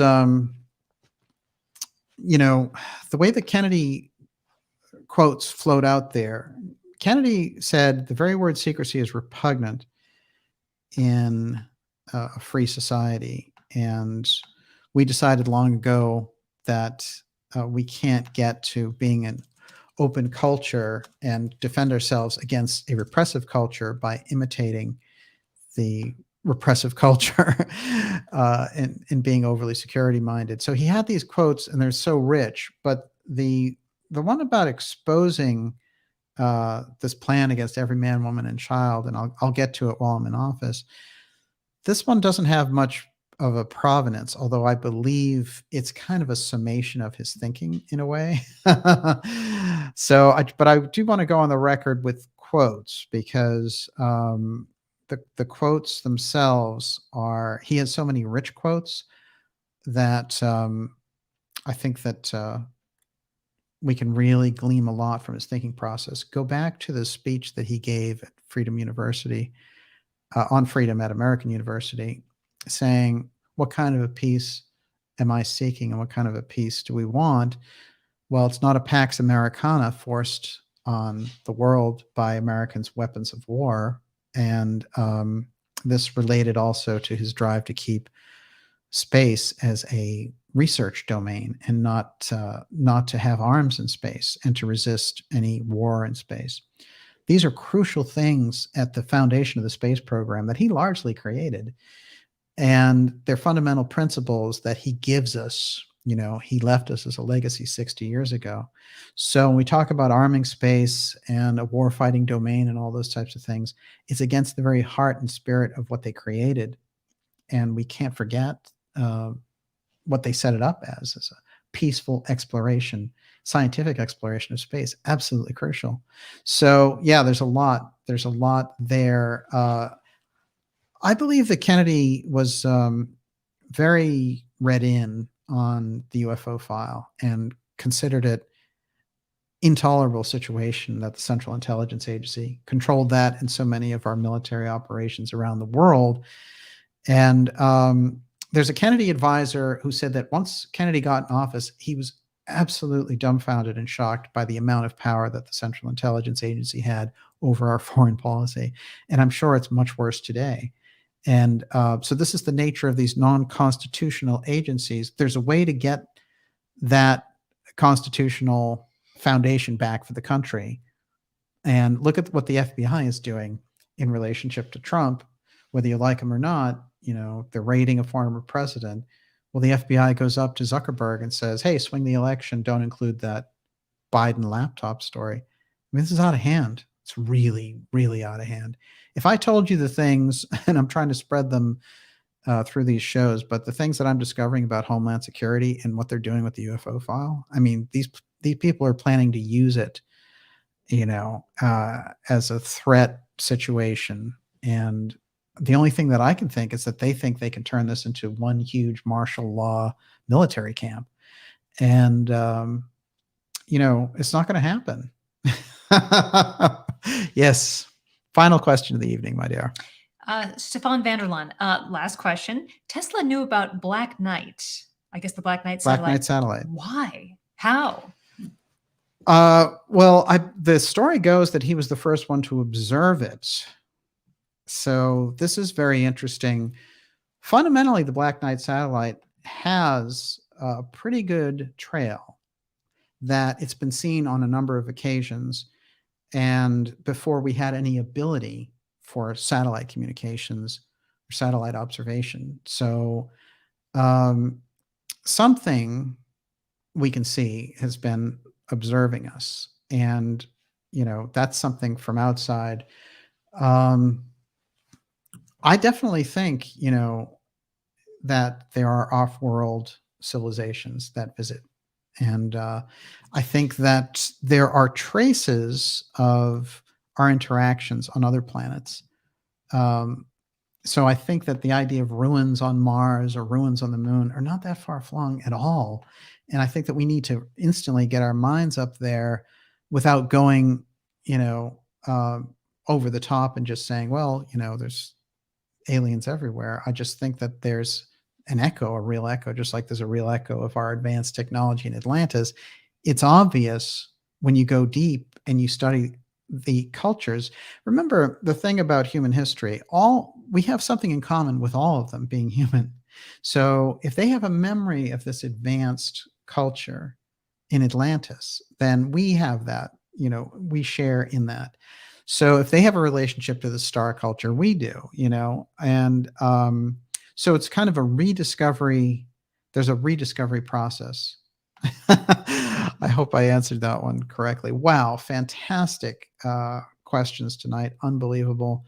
Miss Olivia, who have we got? We have a lot of people to thank. Thank Okay, you. Occult Fan, Lisa Frequency, Sherry333, Eurythmia's Fun, Global Atlantis, Cat Gray, Anna Cheever, Jim Sarge 3ID, Friendly Magus, Nitos49, Persiste, The Drunken Scoundrel, Erica Swenson Elliott, Energy Shots, Stephen, James Cregan, Harvardian, Wendy Joe Davis, Jay Liebgott, Rosterman the Seer, Karen Carpenter, Patrick McGrath, Wait a Minute 72, Mad Max, Ayorke 01, John Lavalette, Tricky Vicky, Bob Bindert, Manny Rodriguez, Robert Mearns, PRBR, John F., Brian Binney, James Clements, Thermobsterful, Medley Childress, Sandra Lavin, Dyson, Zach Boyles, Bo Krills, Ghost of the Machine, Wolfgang McCarthy, Violet Lotus, Stefan Vanderlaan, Lavish, and Red Cinder 75. Thank you so much for your generous super chats. Wow, fantastic. We really appreciate it. And all your support helps us to do the work that we do here on this show and the stories and the research. And we couldn't do it without you. So thank you very much. And to our subscribers, thank you for keeping us going through all this. It's remarkable, your support, and we truly appreciate it. We'll be back with you next week. And we're going to have something special coming up, of course, special interviews and some great X-Series episodes coming up for you in September, as well as some documentaries. And there's going to be some event stuff coming up as well. So make sure you're on that newsletter for that. I'm going to do a couple of shout outs here. Let's see here. Fantastic. Before you're doing that, yes. I did want to mention again, Pam Gregory interviewing Robert Temple is the most incredible thing. I bought his book. It's so dense. It's way above my head. I can't get it, but it's the New Science of Heaven. But understanding the plasma universe that we're in, nice. That we are truly plasma beings in matter. It's only an hour long, and it's so fantastic, and it does relate to UFOs and to fairies and ghosts and all of it. It's an amazing scientific presentation. Yeah. There's a lot of great material that's coming out right now, and we know that Temple did the serious mystery, so he already had the great background. He's a very interesting guy, a very interesting researcher, and so I'm glad he did that with Gregory, because that's a good combination. Let's see. Miguel, it's great to see you. Bob Bindert. Oh, it's great. Alex Kuhn. Are we plasma beings? Hey, there's a good question. How about the Ideas Room answers that one? Yes, we are. That's why when we die, we don't die. Because actually we go back to being plasma. We're all water. We are light. I like that one. That's true. Let's not forget light in all this. There's been far too much blocking out light. Chrissy, it's great to have you here, Chrissy. Thanks for being with us. Fantastic group tonight. Brad Briggs, Bo Krills. I love these late night shows. I know. I do as well. Fantastic to be here with everybody. And it's just great to see so many familiar faces out there and some new ones too in the Ideas Room. Thank you, Olivia and DJ. Sandra Larson. Thank you, Sandra, for being there. Organic Veil Radio. Lovely show. Thank you. Oh, I appreciate it. We had all kinds of great people out there tonight. I know Kate was out there. It's great to see you. David Termina. Excellent. Jennifer Walters. Wow. It's going fast now. My head's spinning. Stay another hour, DJ. Have a great night, all. My head is spinning. How does DJ keep all this in his brain? Impressive. Well, it's because I'm a lunatic the rest of the time. That's why. Well, you channel a lot of it. That's true. Oh, wow. Fantastic. I appreciate so much everybody being here. It's a great night, and we're going to be, covering a lot of this coming up for next week. We've been really focusing on the UFO file because they've been dancing with us on that. And there's going to be more of that coming up. We have some great episodes on the hot zone that are going to hit in September as well. So it's going to be great to be with you then. And we're going to sign off now. But, it says end broadcast. But as we've said before, Miss Olivia, your line. I'm sorry. I was just wishing everyone love. It never really ends. Never really ends. And, never let it be forgot that once there was a Camelot. And there can be again. So let's keep our heads there and keep the boogeyman away. We'll see you all next week. Have a great night. Bravo, Miss Olivia. Nicely done. Thank you. Good God job. bless everybody.